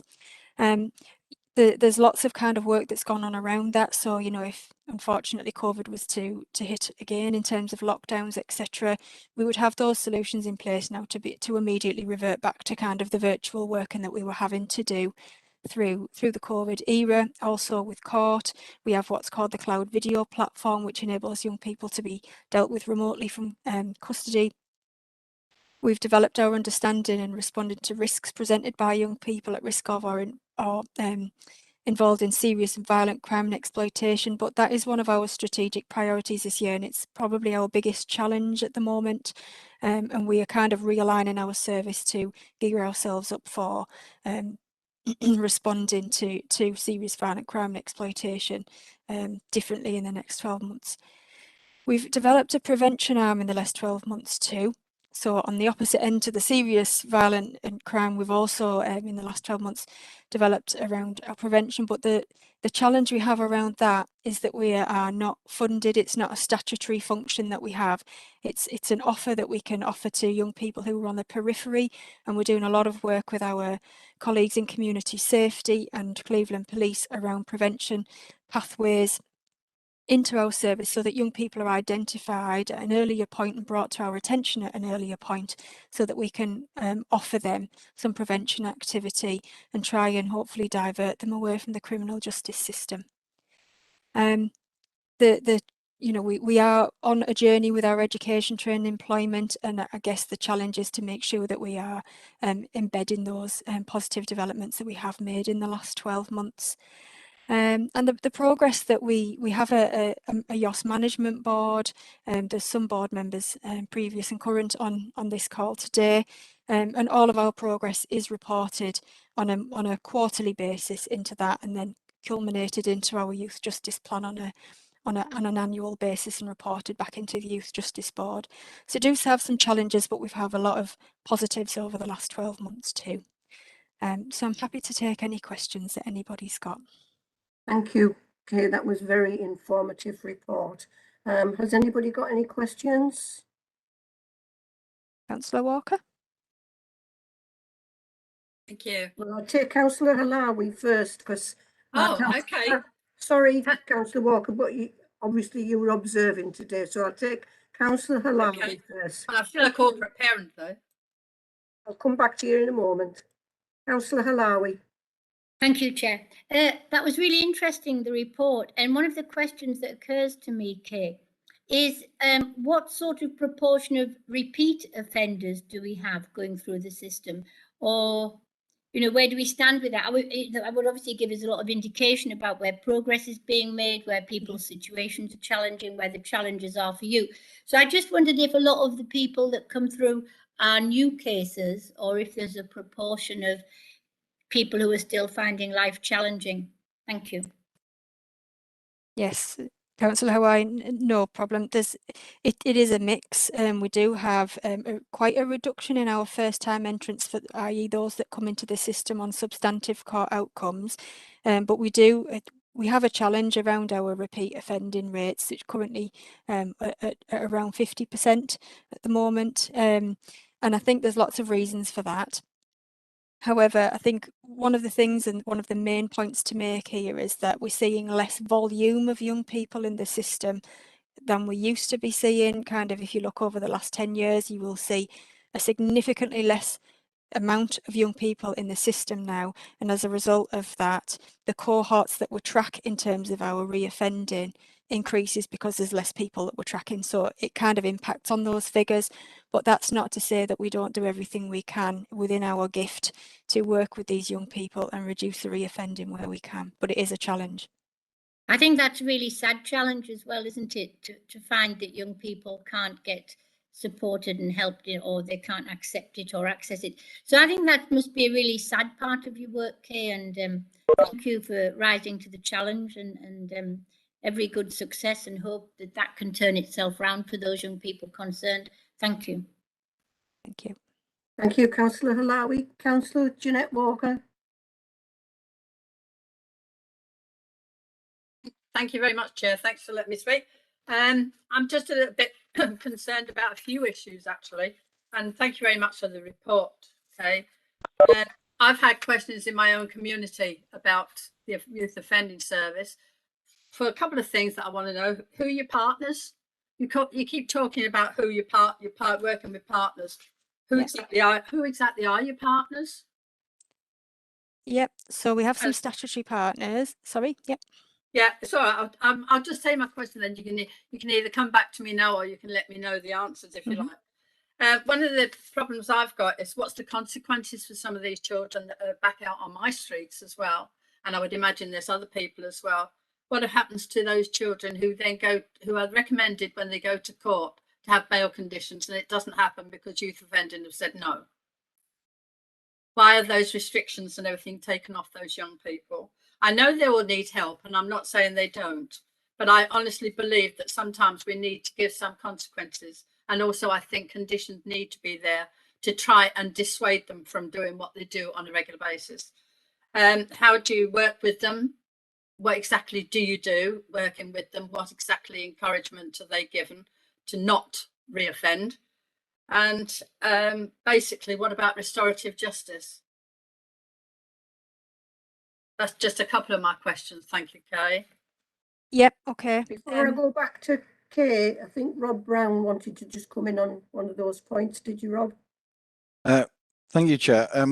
Kay is very qualified to respond to them points, so I'm sure you'll want to do that, Kay. But Councillor Walker, just to point out, I'm chair of the South Tees YOS board, which we have a strategic board, and you're very welcome to come along there and discuss some of these points in greater detail, because clearly aspects of that are beyond the remit of the corporate parenting board, which is looking at a very specific aspect of YOS practice. But I'm sure Kay will want to respond on it, and perhaps I can kind of top and tail if I can come back at the end of that. That would be very helpful, actually, Rob. Thank you very much. Yes. Right, back to you, Kay. Yep. So there's quite a few points that you raised there, Councillor Walker. So I'll do my best to respond to some of the points that you raised that I wrote down there. So firstly, who are our partners? So we do have some statutory partners. So our statutory partners are colleagues from the local authority, social care. We have Cleveland Police, who are one of our partners, the National Probation Service as well.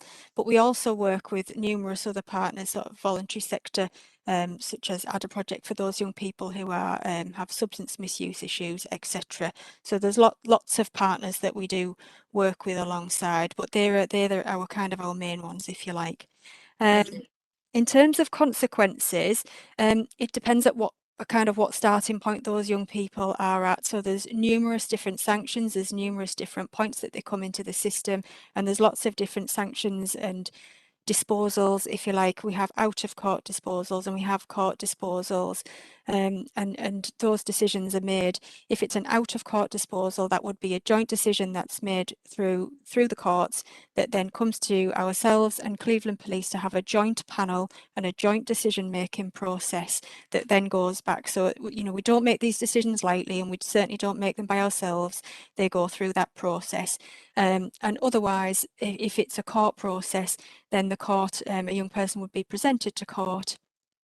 The court often adjourned for what's called a pre-sentence report, which is usually for around 3 weeks, where we would go off and assess the young person, speak to everybody else who's involved with that young person, and make a proposal to court based on national kind of guidance of what the sentencing guidelines are. We have to make sure that the recommendations are fair, appropriate, and legal for those young people. So once those decisions have been made, how do we work with them?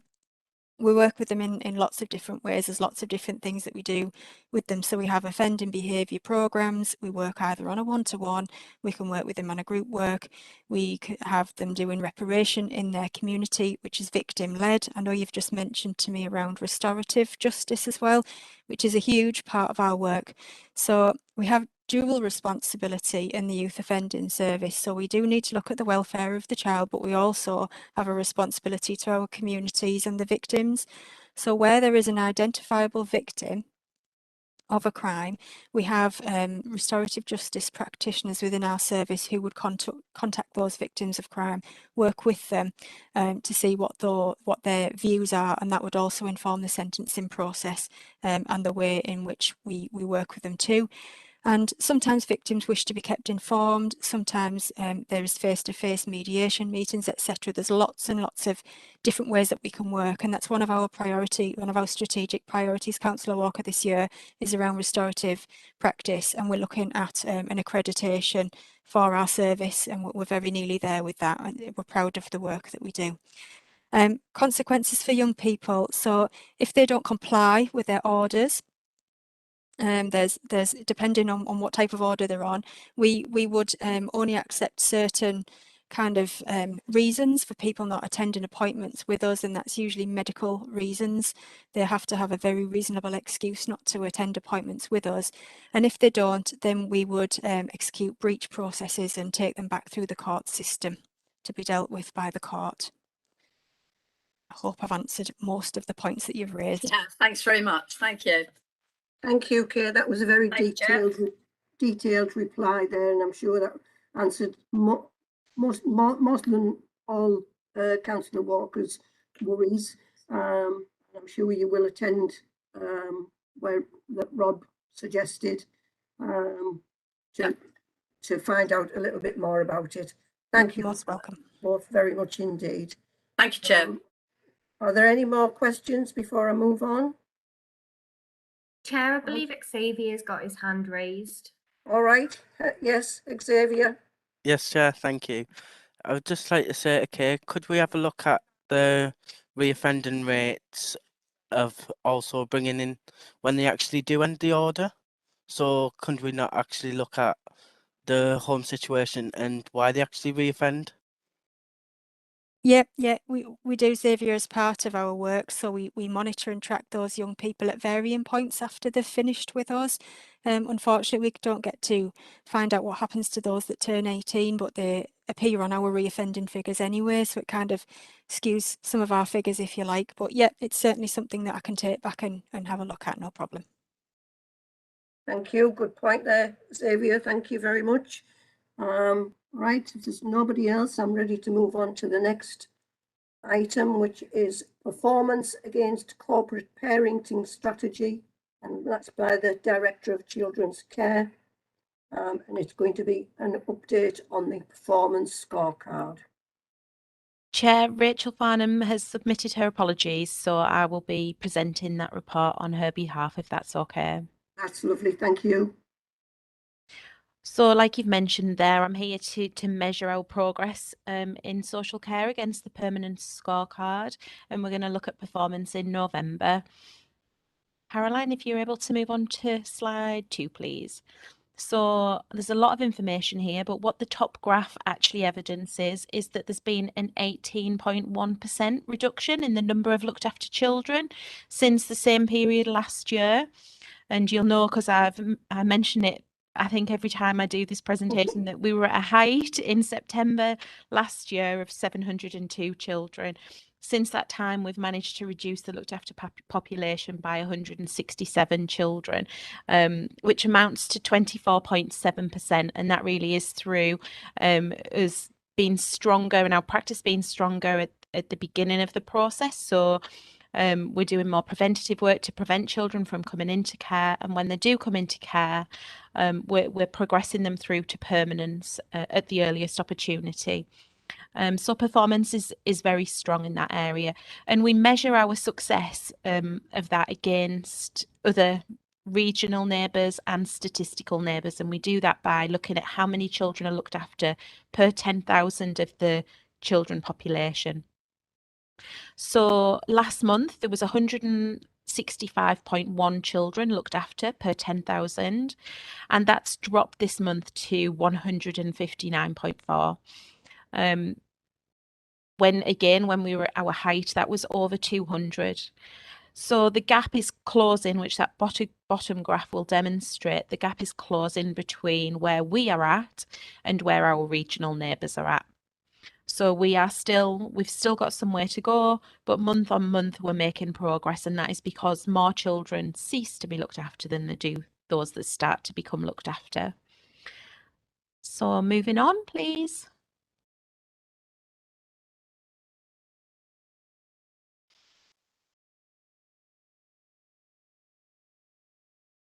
So this second slide looks at exactly that, the ratio of children entering care to those that are leaving care. And you'll see in November last year, for every 1.8 children entering care, only 1 left care. So the population at this time was continuing to grow month on month. But that has reduced, and now for every 0.6 children entering care, 1 child will leave care, which means that month on month we're seeing a reduction in the number of children that are looked after. In terms of demand for social work caseload, obviously a reduction in looked after children impacts on demand on social workers. And we are seeing a reduction. We now have 52.4% of social workers holding between 15 to 20 children on the caseload. Our target is 44.7%. So we are exceeding in that area now, which is great news and really supports us to start driving quality. If we can move on to the next slide, please, Caroline.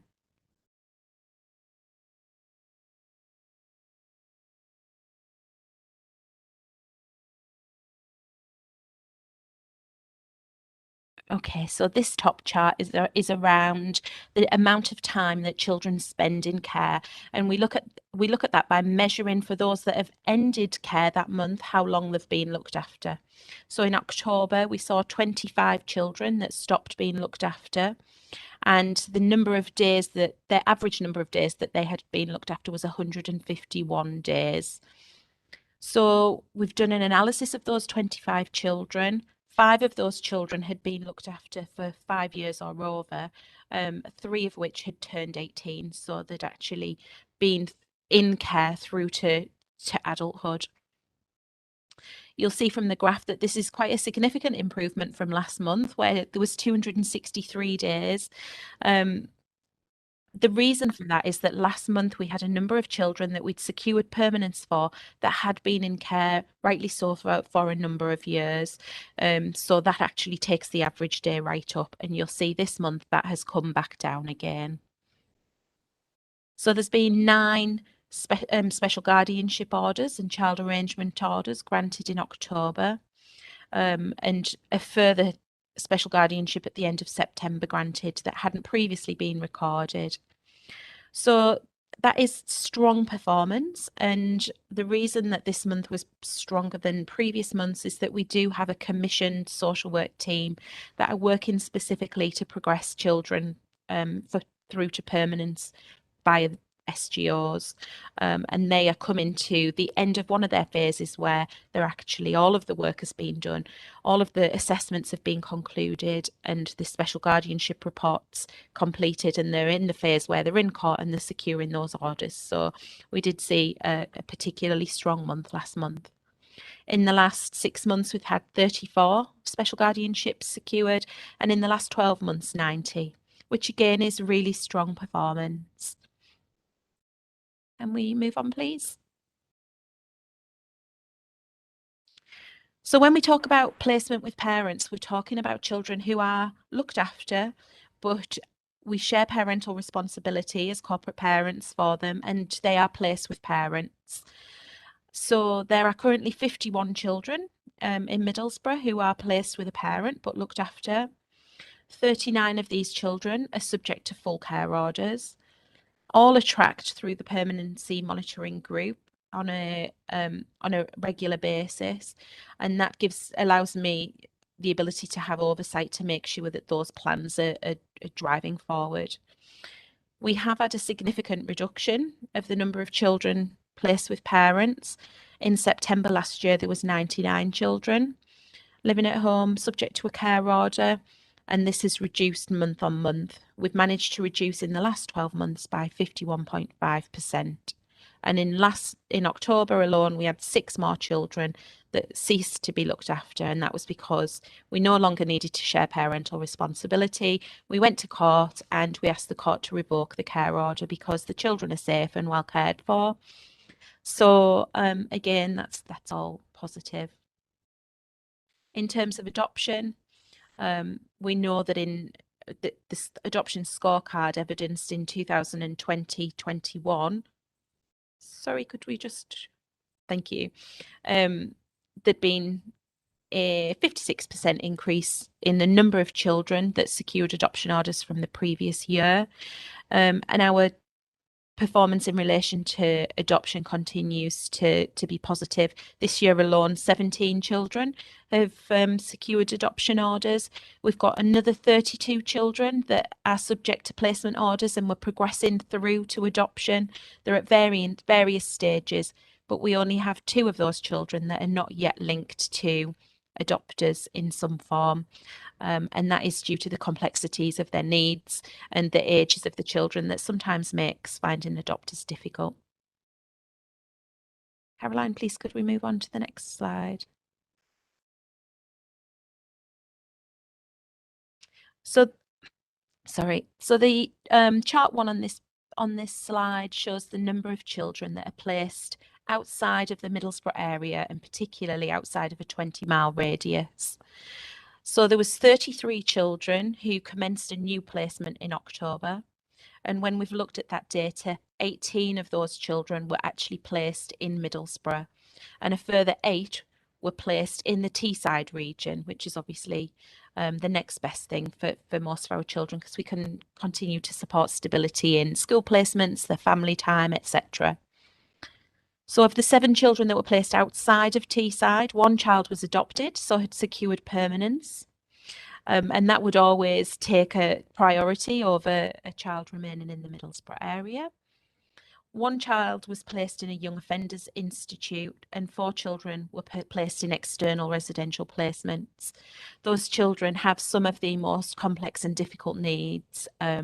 So that sometimes explains why we have to go a little bit further afield to meet their needs. We are undertaking targeted work in order to move children back to Middlesbrough that are placed out of the area, to move children into our own in-house provisions, because we know that we get better outcomes for those children. So the second graph here shows an increase in the number of children placed with in-house foster carers. So you'll see that there's more children this month placed within our own resources than outside. You'll also see that there's a reduction in the number of children who are placed in connected carers placements, which is positive because they're the children that have gone on to secure permanence through a special guardianship order.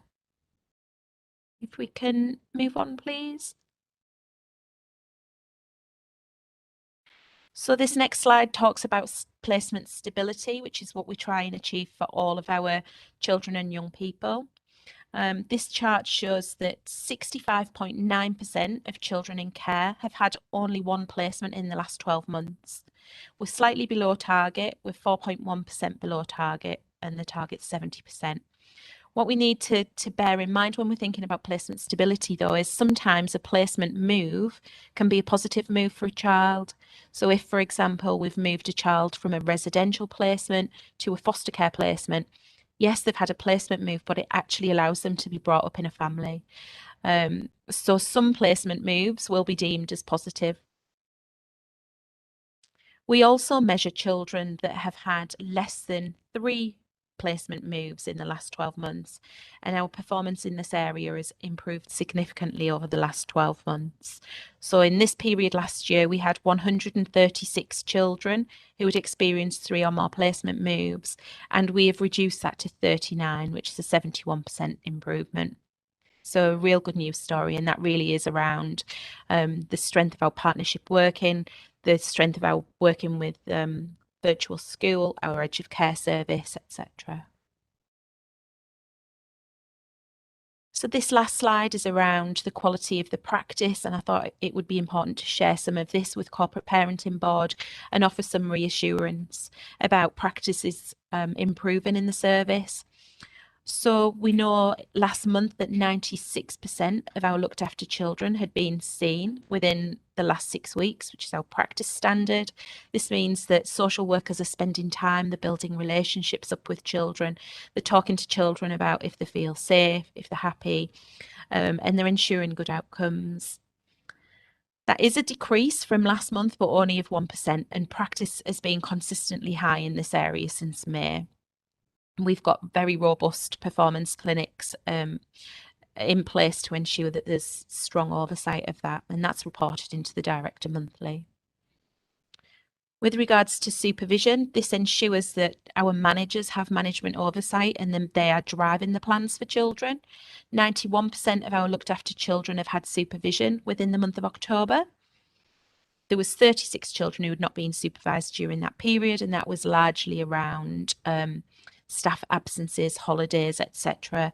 And that was a 3% decrease from last month. But again, it's been consistently high for a significant period now. Victoria has talked a lot more about personal education plans, but last month we had 94% of our looked after children with a personal education plan that was recorded on the system within the last 6 months. Again, high performance that's been maintained and hasn't dropped below 93% for the last 12 months. And finally, our health assessments. So 90.8% of health checks have been conducted and recorded for our looked after children within the last 12 months. Doesn't take into account older children that sometimes refuse to engage in a looked after health assessment, and we try and be creative with how we support those children to meet the health needs. And that has been a 0.7% reduction since September. And performance has again been over 90% for the last 12 months in this area. So that is the end of that presentation, but I'm happy to take any questions if there is any. Thank you, Paula. That was really, really positive report. Thank you. A couple of the things that I just picked up was social care caseloads reduced, which must be a very positive outcome for us, because obviously, you know, the more we overload them, the less chance we have of getting these children sorted out. That's absolutely right. I thought out was that the children going back to parents, absolutely amazing how many we've now got back with parents, and the number of children that are, you know, the numbers are going down. So it is a really, really positive report. I'll take any questions from anyone else, please. Councillor Halawi. Thank you, Chair. I'm so glad you came today, Councillor Halawi, because we wouldn't have had any questions without you. And that isn't a negative, that is a positive, I assure you. Oh, well, thank you for that. I don't always get a positive response when I ask a lot of questions, but we'll move on. My question was around the statistics that you showed us there. Yeah, by the way, I thought the report was excellent and the results are very encouraging. So that is good to see that. So behind those statistics, I imagine that we have other sets of data, such as data which tells us about the gender of the children, the age range, the ethnicity, and aspects of special educational needs, etc. So, I mean, I don't really need you to give me a big answer right now here, but it might be interesting for us to see some detail behind that by an email or whatever, because I'd be very interested to see the breakdown of the data and to see some more targeted statistical analysis. Yes, certainly, Councillor Halawi. So I can tell you that consistently over the last 12 months, we have more boys in care than we do girls. And without looking at the exact number, I think it's about 56% of males that are in care, and the highest percentage of in terms of age is adolescent children. But I'm happy to kind of provide some more analysis around that for you. Thank you very much. I'd appreciate that, Chair. Thank you. I don't know if everyone else is interested, but I would be interested in a more in a closer analysis of that data. Thank you. Yeah, if you could share that with all of the board, Paula, please. Thank you. Sue, I can see your hand up. Yeah, I was just going to suggest, Chair, with respect, I think it would be maybe next time's performance report could focus on a slightly different aspect, perhaps the ones that Councillor Halawi has actually suggested. So you get a different range of performance indicators next time. I think it might just widen discussion. And maybe the ones that have been presented today could be presented next time, but just for information. And there's a discussion about the slightly different ones, because I think sending out information is really good, but it's the discussion and the hearing about it that's the powerful. Yeah, I agree. Absolutely. I think it'd be really good if we got it in advance, even, Sue, so we can study it and then be ready with our questions. Would that be good too? There is an issue with that, Councillor Halawi, in I thought there might be. That's why I'm asking. In terms of the way that the data falls in terms of these meetings, it's quite hard to, otherwise you end up with data that is quite old. So, I mean, we can try and get it out as early as we can, but it is tricky to get you up-to-date information to these meetings in the timescales. But we'll endeavour to do what we can, or indeed we could present information that's a bit old, but I really wouldn't recommend that because we are making pace with our improvements, and I think it might not give you the full picture. Yes, Councillor Halawi. I'd follow Sue's advice and guidance on that. Thank you. So I'd appreciate that we follow Sue's idea and maybe have a different analysis next time, if that's okay with you, Chair. I'm happy to go along with that to get the most recent picture and the analysis that's up to date. Thank you. Yes, absolutely. And I do appreciate what Sue's saying. Sometimes, you know, we want up-to-date figures, don't we? We don't want past figures. So, yes. Councillor Higgins. Thank you, Chair.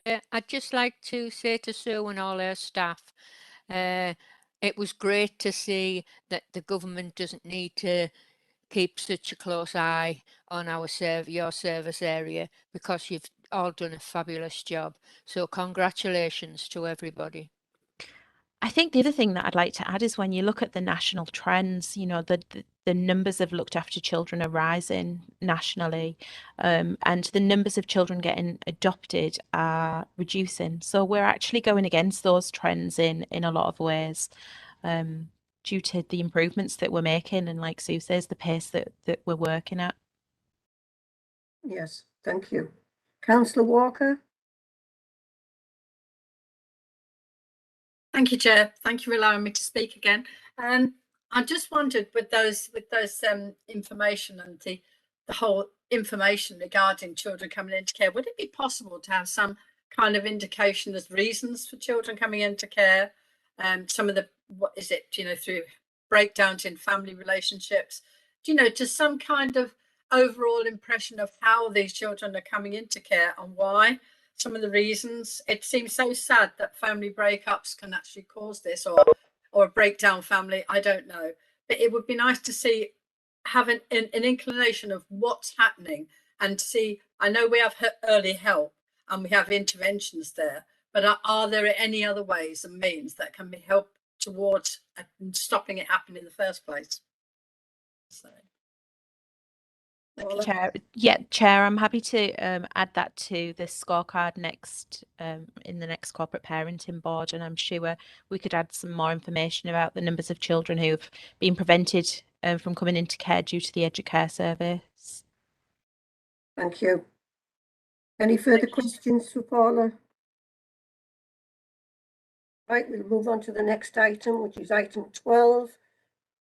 Oh, it isn't. I'm sorry. We've got one that we've got to go back to, and that is the Principal Social Worker and Service Manager is going to present the IRO annual report. I believe Mrs. Davies is now here. I am. Hi everybody, I'm Siobhan Davies. I'm the Service Manager for the Independent Reviewing Officers and Interim Principal Social Worker in Middlesbrough. Would you like me to share the report, or do you want me to just cover the key points within it? 'Cause you should all have it, I believe. I think we will all have it, Siobhan, so if you can just go through the key points. That's not a problem. So the IRO annual report's a statutory report that reports on the role of the independent reviewing officers in improving outcomes for children and young people, particularly those children and young people who are in care. The role of the IRO is to be allocated to every child who is looked after, to chair independent reviews to scrutinise the child's care plan, but also to have continuous oversight between those reviews and to make sure that children have the opportunity to have their voice heard, to ensure that plans are based on detailed assessments and up-to-date information of our children, and to make sure that where it's necessary, children have access to advocacy to make sure that their voice is heard throughout the care planning process. So the independent reviewing officers in Middlesbrough are a team of 14 IROs overseen by 2 team managers, which is sorry, I should have mentioned actually, this is the report looking at the period April 2020 to March 2021. So covering a bit of the conversation we've just had there around performance data and understanding the number of children in care, gender, etc. I'll cover a little bit of that, but it is just to kind of set the scene from April 20 to March 21, so things will have changed again since then. So the IRO service has increased in capacity since the last report was presented to the Corporate Parenting Board. We now have 2 team managers, which helps to improve scrutiny of children's care plans by providing that additional support for our independent reviewing officers. Over the course of the 12-month period, the report focuses on, there's been, as I'm sure it's been covered in the board, up to this point, there has been a significant increase in demand on the service, in that there was a lot more children coming into care. Our IROs also have a dual role, so they chair child protection conferences for those children who are subject to a protection plan. And again, we had a significant increase in the number of children in Middlesbrough who had a child protection plan. So that meant caseloads, or the number of children we were working with, increased from what the statutory guidance is, around 70, up to and just over 100 at one point during the reporting period.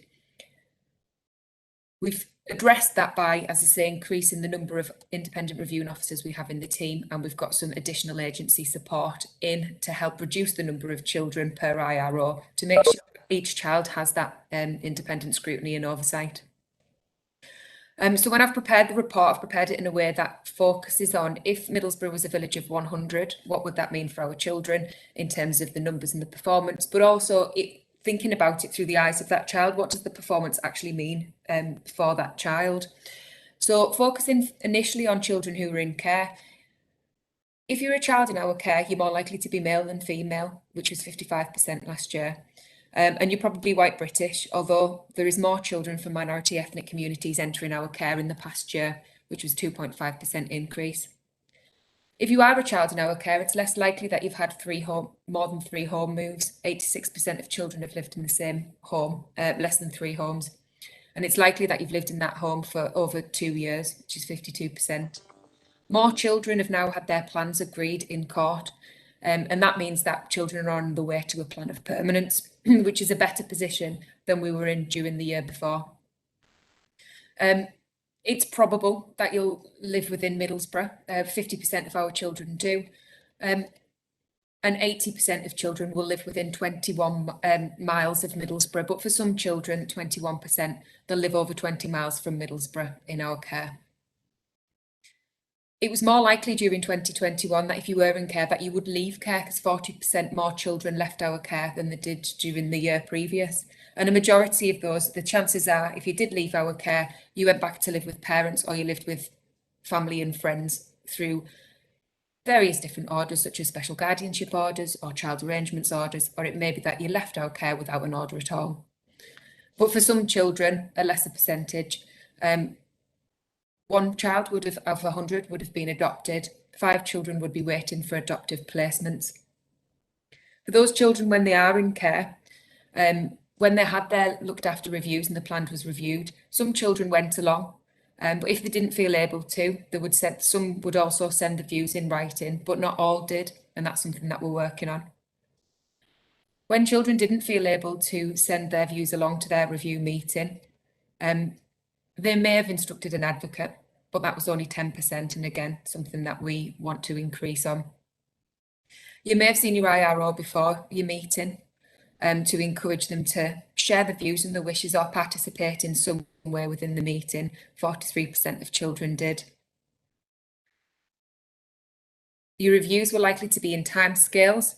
75% were, but we're aiming for 95%. We've since then had more IROs moved into the team to make sure that more reviews can happen on time, more children are seen before the reviews, and that's our commitment for next year.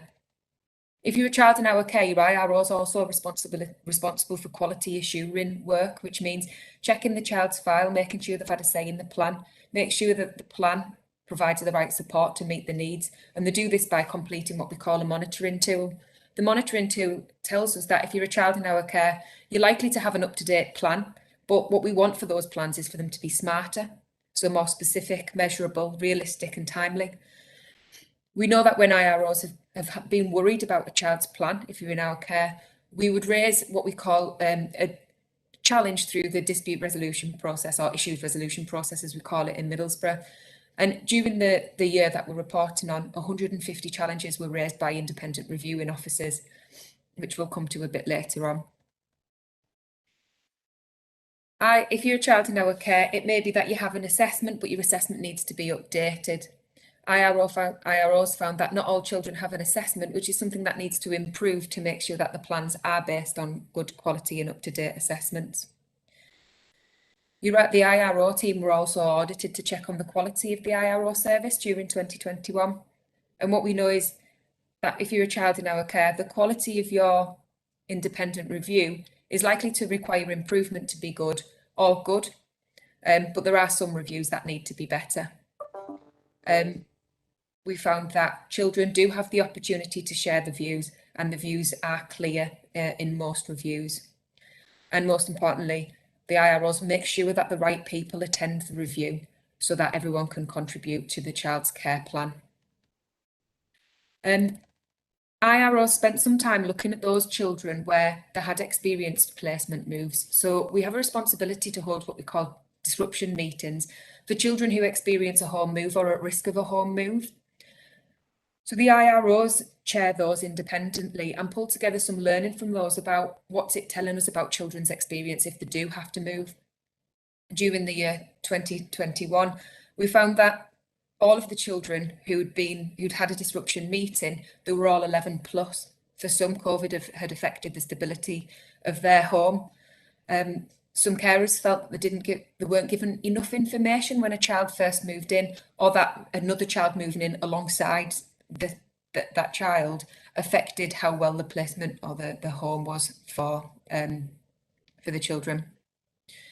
We found that some changes in allocated social worker or the absence of therapeutic support could have also contributed to the stability of placements for children in our care. So what we'll do with that information is we pull it all together and we write themes, we present it to heads of service, and we also incorporate it into a learning and development programme for staff across children's services so that we can respond to and react when we know that there's learning from disruption meetings, that we can hopefully avoid these same circumstances happening again in future. So what we want for our children in care is we want all children to have plans of permanence as early as possible and to be part of developing their own plan. We want children to be seen at least 95% of the time before their reviews to make sure that their voice is heard and they're contributing to the plan. We want IROs to raise issues using the issues resolution process when there's any concerns about any of that not happening. And we want to make sure that our IROs have high aspirations for our children in care, and it's not just about good quality practice, but it's about wanting the best for our children and helping them achieve it.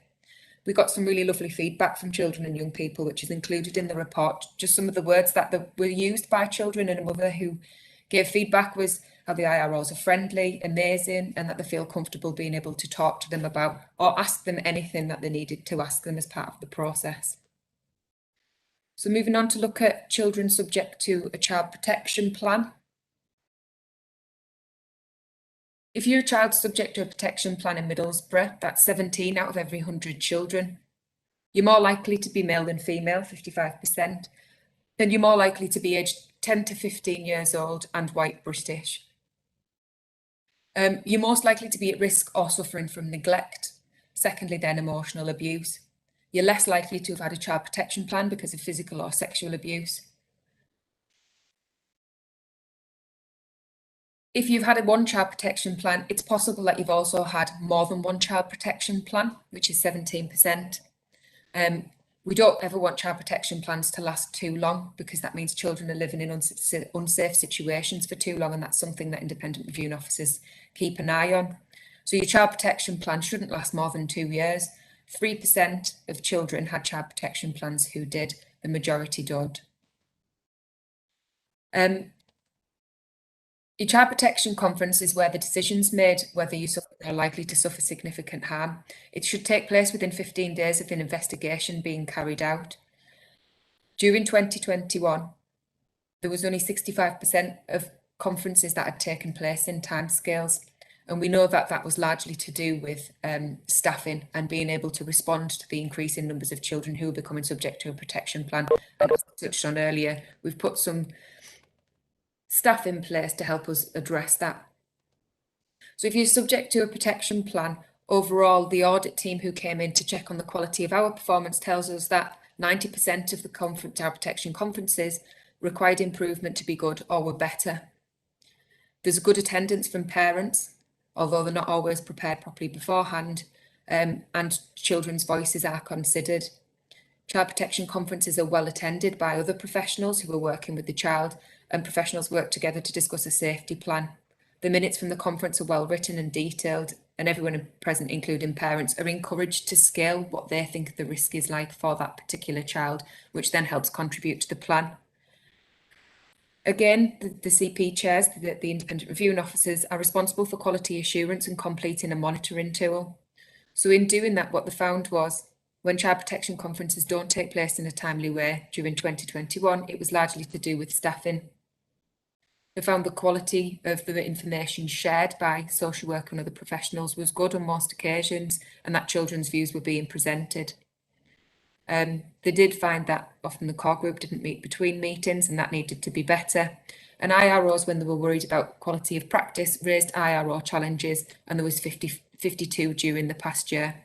For children who are subject to a protection plan, what we do want is we want them all to have a child protection conference in timescales that everyone has the opportunity to contribute to. We want children and young people to feel able to attend and speak for themselves and contribute to their own plan. We want to make sure that conferences make a difference for children, that they check on the progress of plans, and that we see improved outcomes as a result. There are other mechanisms we put in place for child protection where we have additional scrutiny at a head of service level to keep an eye on things like how long child protection plans are lasting, children of a certain age, 16, 17-year-olds who are subject to a protection plan. And again, that gives us some indication of whether plans are working and whether we're targeting the right support for our children and young people who are at risk of significant harm. So I've touched a little bit on the issues resolution process, and I'll just mention briefly that the most common reason that we raise IRO challenges for both children subject to a protection plan and those in our care is as a result of drift and delay. And that can be about drift and delay in reaching permanence or providing a service to a child or a young person. And that makes up over 50% of all of the challenges that have been raised. Other issues could be around the quality of the recording on a child's file. It could be about concerns about where a child's living or the plan overall. When we collect the information from those, the difference that they make to a child is we'll come up with an individual action plan for each child about what needs to be addressed and how we're going to do that. But we also take the learning from all of the challenges back into the service and identify what practice improvements need to take place.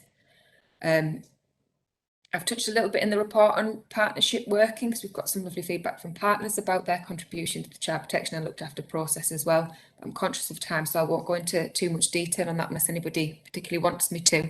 I'm just going to finish by summarising. I've covered a lot there in terms of performance, particularly performance data, which would tell us we absolutely weren't where we would hope to be at the end of 2021.